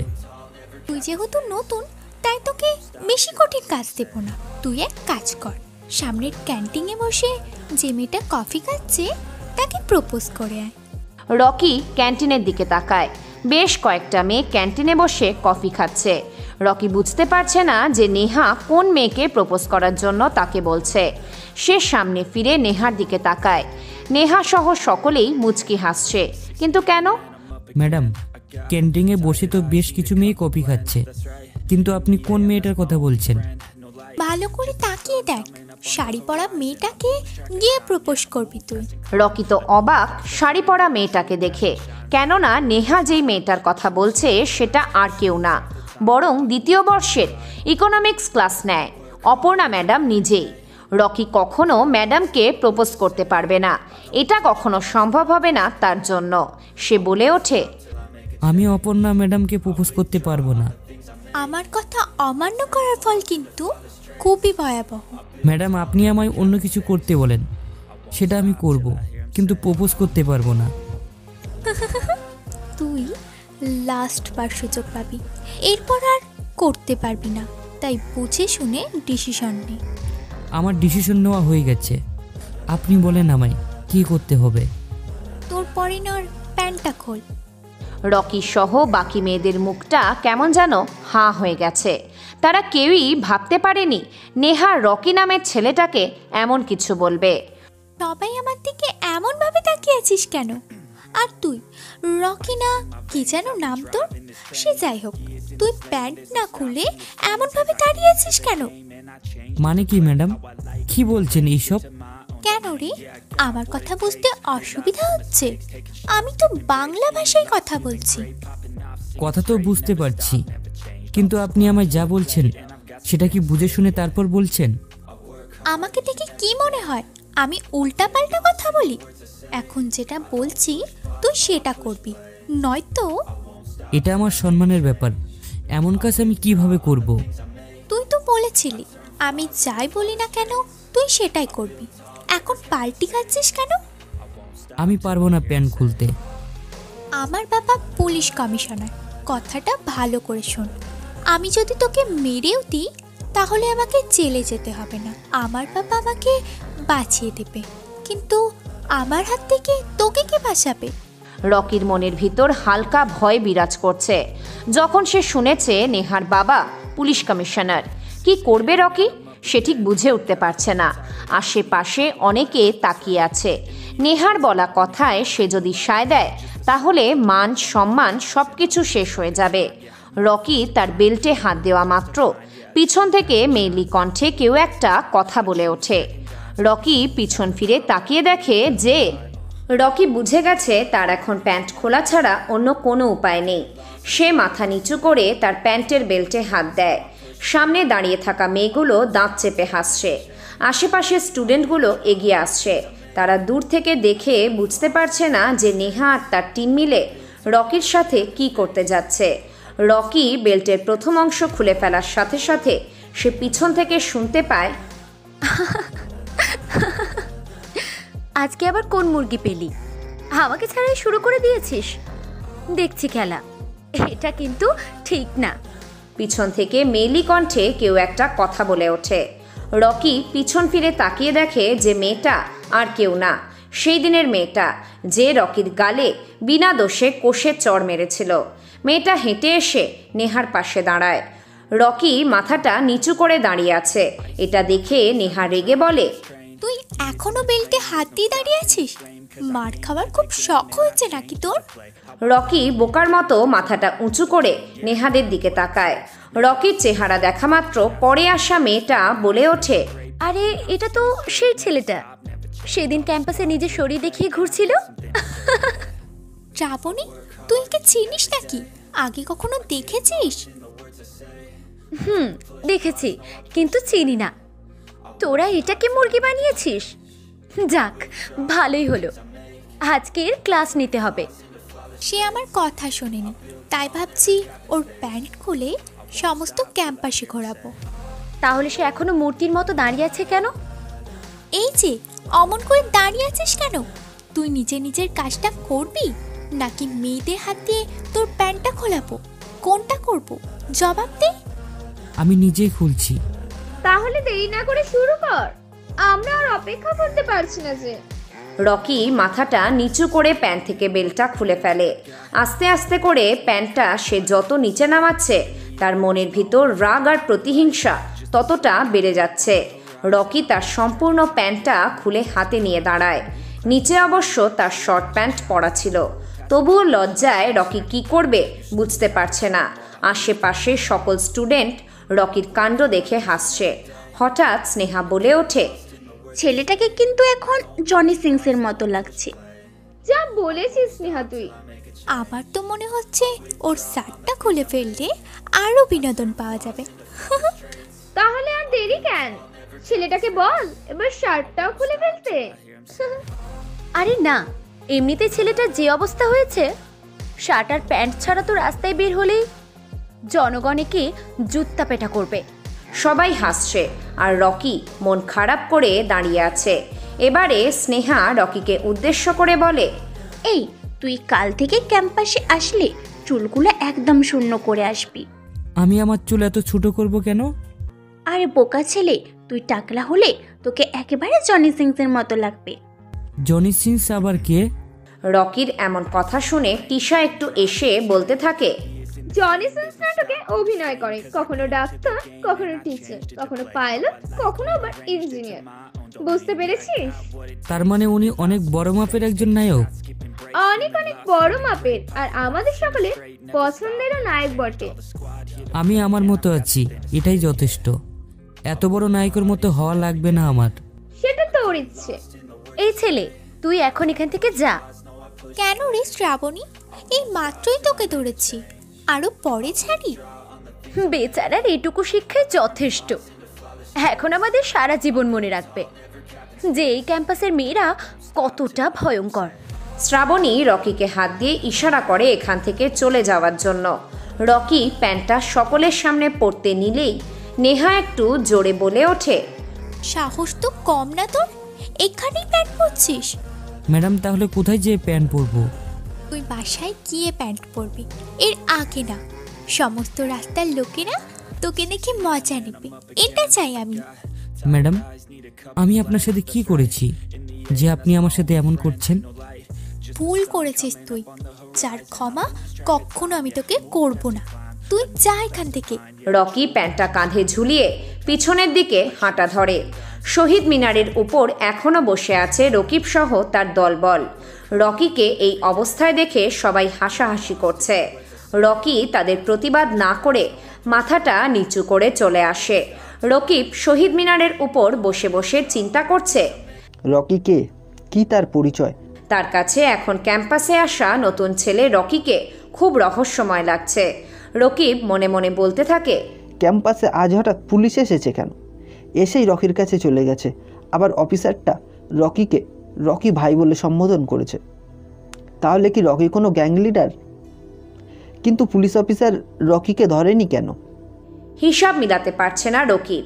তার কাছে এখন রকি নামের ছেলেটাকে সত্যি অচেনা মনে হচ্ছে। রাত প্রায় 11:40। সাব্বির ভাই আর রাহাত ভাই দুজন দুজনের সামনাসামনি বসে আছে। আশেপাশের এলাকাটা শহর থেকে দূরে, কোলাহল মুক্ত জায়গা।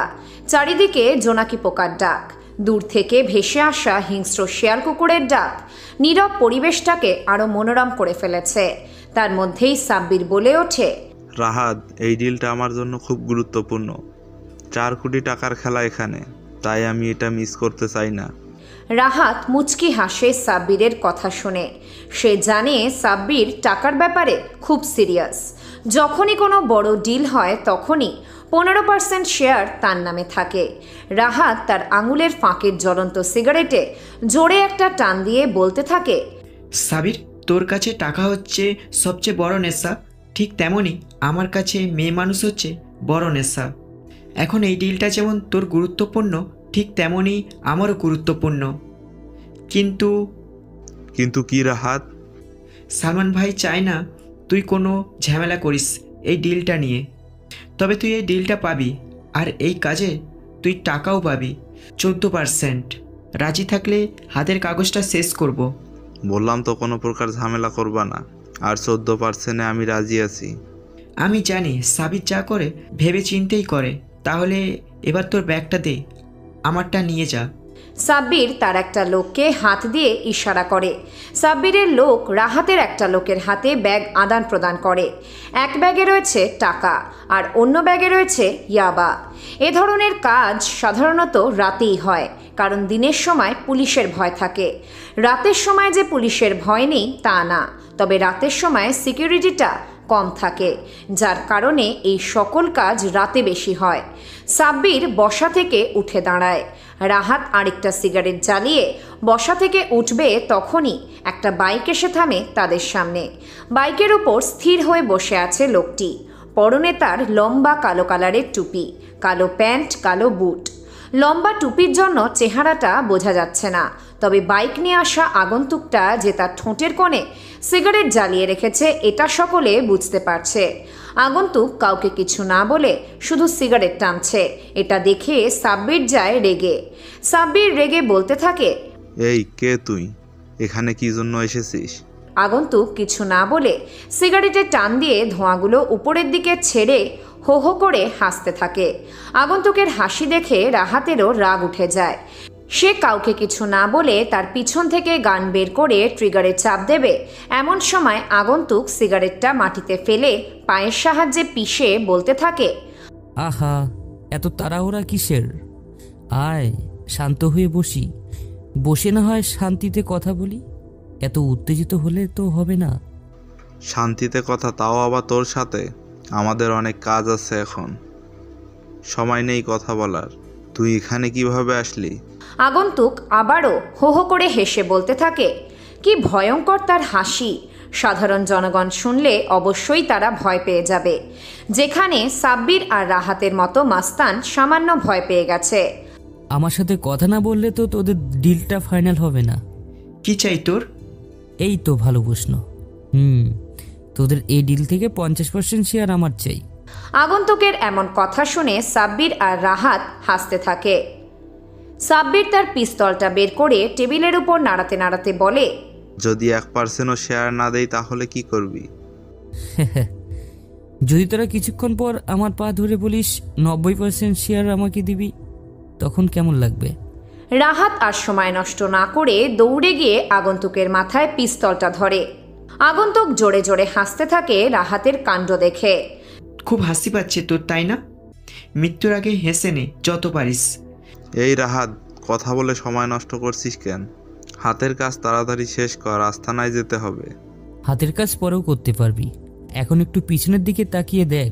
সাব্বির আর রাহাত পিছনে ফিরতেই দেখে যে তাদের লোকগুলো নিচে পড়ে আছে। কারো কপালে, কারো বুকে গরম বুলেটের আস্তরণ পড়ে আছে। তাদের দেহগুলো দেখে বোঝা যাচ্ছে যে কোথা থেকে যেন স্নাইপার চালানো হচ্ছে। পরিবেশটা থমথমে, পিনপতন নীরবতা। চাঁদের আলোয় জায়গাটা অনেকটুকু পরিষ্কার বোঝা যাচ্ছে। আর চারপাশে সাব্বির আর রাহাতের লোকের নিথর দেহ পড়ে রয়েছে। কিছুক্ষণ পরই হয়তো লাশগুলো জঙ্গলের হিংস্র শিয়াল খুবলে খুবলে খাবে। সাব্বির ও রাহাত ভয় পেয়ে বোকা হয়ে গেছে। রাহাত শোন, আমি বলি, তোর পিস্তলের একটা বুলেট আমার শরীরে প্রবেশ করার আগে তোদের দুজনের লাশ পড়ে যাবে। আমি যতক্ষণ বেঁচে থাকবো ততক্ষণ তোরাও বেঁচে থাকবি। সাব্বির এতক্ষণ টেবিলের উপর পিস্তল নাড়াচ্ছিল। আগন্তুকের কথা শুনে তার হাতের নাড়াচাড়া বন্ধ হয়ে যায়। রাহাতের হাত থেকে পিস্তলটা নিচে পড়ে যায়। সাব্বির আর রাহাত এসে আগন্তুকের পায়ে পড়ে যায়। আগন্তুক মুচকি হাসে। ভাই, কে আপনি? কোন বড় মাস্তান? আমাকে দেখে কি মনে হয় আমি মাস্তান? মাস্তান না, আপনি তাহলে কি পুলিশ অফিসার? পুলিশ অফিসার হলে কি এতক্ষণ তোদের সাথে বসে কথা বলতাম? আমি বুঝতে পারছি আপনি অনেক বড় কোনো মাফিয়া। ভাই, ডিলের 50% টাকা আপনি পেয়ে যাবেন।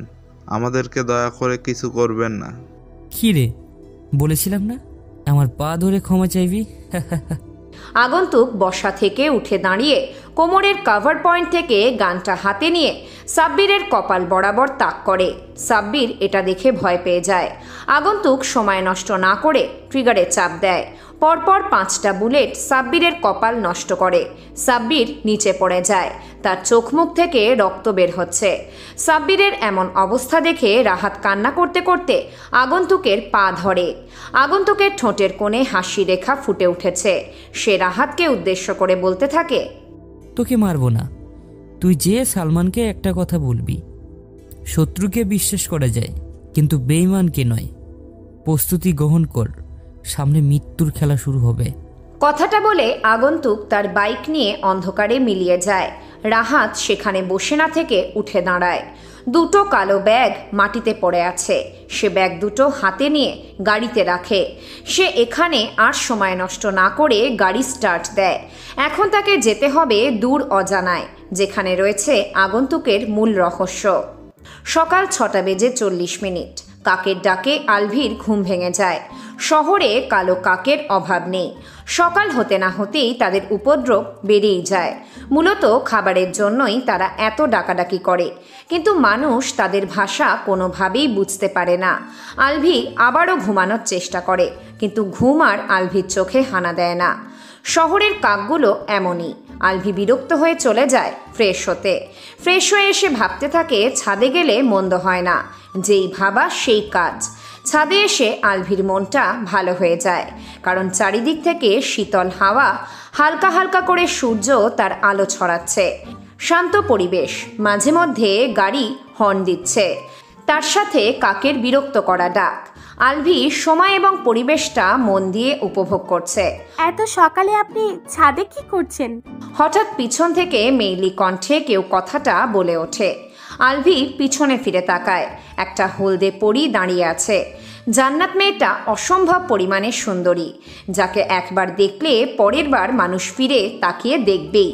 লম্বা লম্বা ঘন চুল কোমর ছড়িয়ে পড়েছে, ঘন কালো লম্বা চোখের পল্লব, বাচ্চাদের মতো ইনোসেন্ট চেহারা। গায়ের রংটা অবশ্য উজ্জ্বল শ্যামলা বর্ণের। যে কোনো পুরুষ মানুষের মনে সুপ্ত অনুভূতি তৈরি করতে তার চোখের চাহনি যথেষ্ট। কিন্তু আলভি এই মায়ায় জড়াতে চায় না। মেয়ের নেশা টাকার চেয়ে বড় নেশা। মানুষ জাতি সবসময় উল্টো চিন্তা করে। একজন লোকের সামনে 1 কোটি আর পাশে অর্ধ উলঙ্গ নারী বসিয়ে তাকে যদি বলা হয় এখান থেকে তুমি যে কোনো একটা বেছে নাও, তাহলে সে অর্ধ উলঙ্গ নারীকে বেছে নেবে। কেননা টাকার চেয়ে বেশি তখন তার কাছে নারী আকর্ষণীয় মনে হবে। তবে একটা কথা কি, টাকা থাকলে শত শত নারীর অভাব হবে না, আবার শত শত নারী থাকলে টাকার অভাব পড়ে যাবে, এটাই সত্য। কি হলো, আমার দিকে এভাবে তাকিয়ে আছেন কেন? আর আমি লক্ষ্য করেছি আপনার সাথে আমার যখন দেখা হয় তখনই আপনি কেমন করে যেন তাকিয়ে থাকেন। আমি তোমার দিকে তাকিয়ে থাকি? এমন অবাক হওয়ার কিছুই নেই, যা সত্যি তাই বলেছি। আমি তোমার দিকে তাকিয়েছি এটা সত্যি, কিন্তু কিন্তু কি? কিন্তু হলো কিছু না, এটা বুঝে নিতে হবে। আপনার পেঁচানো কথা আমার মাথায় ঢোকে না। আমি এমনই। হাসবেন না তো, হাসলে দাঁত ভেঙে দেব। ইস, মেয়ের শখ কত, আমার তো সুন্দর সুন্দর দাঁতগুলো ভেঙে ফেলবে। কম কথা বলেন তো, সকালের পরিবেশটা উপভোগ করতে দেন আমায়। জান্নাতদের ছাদেও রয়েছে একটা দোলনা। জান্নাত আলভির কাছ থেকে সরে এসে দোলনায় গিয়ে বসে। আলভি শুধু জান্নাতের কাণ্ড দেখে যাচ্ছে। এত সকালে ছাদে আসলেন যে? কেন, সকালে ছাদে আসা কি নিষেধ? না না, ছাদে আসা নিষেধ হবে কেন? আমি তো এমনিই জিজ্ঞেস করছি। হঠাৎ ঘুমটা ভেঙে যাওয়ায় মনটা খারাপ হয়ে গিয়েছিল, তারপর ছাদে চলে আসলাম, এখন মনটা ভালো হয়ে গেল। আমি প্রতিদিনই সকালে ছাদে আসি আর পরিবেশটাকে মন দিয়ে অনুভব করি। আলভির পকেটে থাকা মোবাইল ফোনটা বেজে ওঠে। আলভি পকেট থেকে মোবাইলটা বের করে হাতে নেয়। আকরাম স্যার কল দিয়েছেন। আলভি জান্নাতকে কিছু না বলে ছাদ থেকে দ্রুত চলে আসে। ব্রেকিং নিউজ, আজ শহর থেকে দূরে নির্জন এলাকা থেকে পুলিশ 7টা লাশ উদ্ধার করেছে। লাশগুলোকে ময়নাতদন্তের জন্য পাঠানো হয়েছে। কে বা কারা এই হত্যাকাণ্ডটি চালিয়েছে তা এখনও জানা যায়নি, তবে অতি দ্রুত পুলিশ তাদের ধরে কঠিন শাস্তির ব্যবস্থা করবে। এই ছিল সকাল 9টার খবর। এতক্ষণ পাশে থাকার জন্য ধন্যবাদ। আকরাম সাহেব খবরটা বারবার শুনছে। ওনার সামনে চেয়ারে বসে আছে আলভি। আকরাম সাহেবের মাথায় চিন্তার চাপ বেড়েছে। আলভি রীতিমতো থমকে গেছে এমন সংবাদ শুনে। সে খুন খারাপি খুব ভয় পায়। আকরাম সাহেবের কেবিনেট টেবিলের উপর সবসময় পানি ভর্তি একটা গ্লাস থাকে। আলভি পানির গ্লাসটা হাতে নিয়ে এক ঢোকে সমস্ত পানিটুকু খেয়ে নেয়। আকরাম সাহেব আলভির দিকে প্রশ্নবোধক দৃষ্টিতে তাকায়। আলভি মুচকে একটা হাসি দিয়ে বলে, স্যার, সেই কখন থেকে এই একটা সংবাদই বারবার করে দেখাচ্ছেন কেন? কোনো সমস্যা হয়েছে কি? আলভি, সমস্যা তো অনেক। শহরে একটার পর একটা খুন হয়ে যাচ্ছে। দেখো, গতকাল রাতে আবারও 7টা খুন হয়েছে, কিন্তু আসল খুনিকে সেটাই তো বুঝতে পারছি না। স্যার, আজ যেখানে খুন হয়েছে সেখানে কে তদন্ত করেছে? টিভিতে তো দেখলাম আফজাল সেখানে আছে। তাহলে মনে হয় সেই এই কেসের দায়িত্ব নিয়েছে। স্যার, খুনগুলো কে করতে পারে বলে আপনার মনে হয়? দেখ, গতকাল রাতে মারা যাওয়ার লোকগুলোর মধ্যে ঢাকার বড় ড্রাগস ব্যবসায়ী সাব্বিরকেও সেখানে মৃত অবস্থায় পাওয়া গেছে। আর সব থেকে বড় কথা হলো সাব্বির তথ্যমন্ত্রী মুরাদ স্যারের কাছের লোক। তাই সাব্বিরকে মারার সাহস সাধারণ কোনো মস্তানের হবে না। স্যার, সাব্বির টাকার লোভে তার শত্রুদের সাথে হাত মিলিয়েছে, হয়তো তাই কোনো রহস্যময় আগন্তুক থেকে মেরে চলে গেছে। আলভির কথাটা মন্দ লাগেনি আকরাম সাহেবের কাছে। তিনি এখন একটু খোঁজ নেওয়ার চেষ্টা করবেন যে সাব্বিরের সবচেয়ে কাছের শত্রু কে। হয়তো সাব্বিরের সাথে যার শত্রুতা আছে তাকে পেয়ে গেলেই আসল খুনির সম্পর্কে কিছু জানা যাবে। আকরাম সাহেব সময় নষ্ট না করে বসা থেকে উঠে দাঁড়ায়। সাথে সাথে আলভিও দাঁড়িয়ে যায়। আকরাম সাহেব ঠোঁটের কোণে হাসির রেখা ঝুলিয়ে সামনের দিকে হাঁটা ধরে। পিছনে পিছনে আলভিও যেতে থাকে, হয়তো নতুন কোনো রহস্য উন্মোচন করার জন্য তাদের গন্তব্য শহরের সবচেয়ে উঁচু দালানে।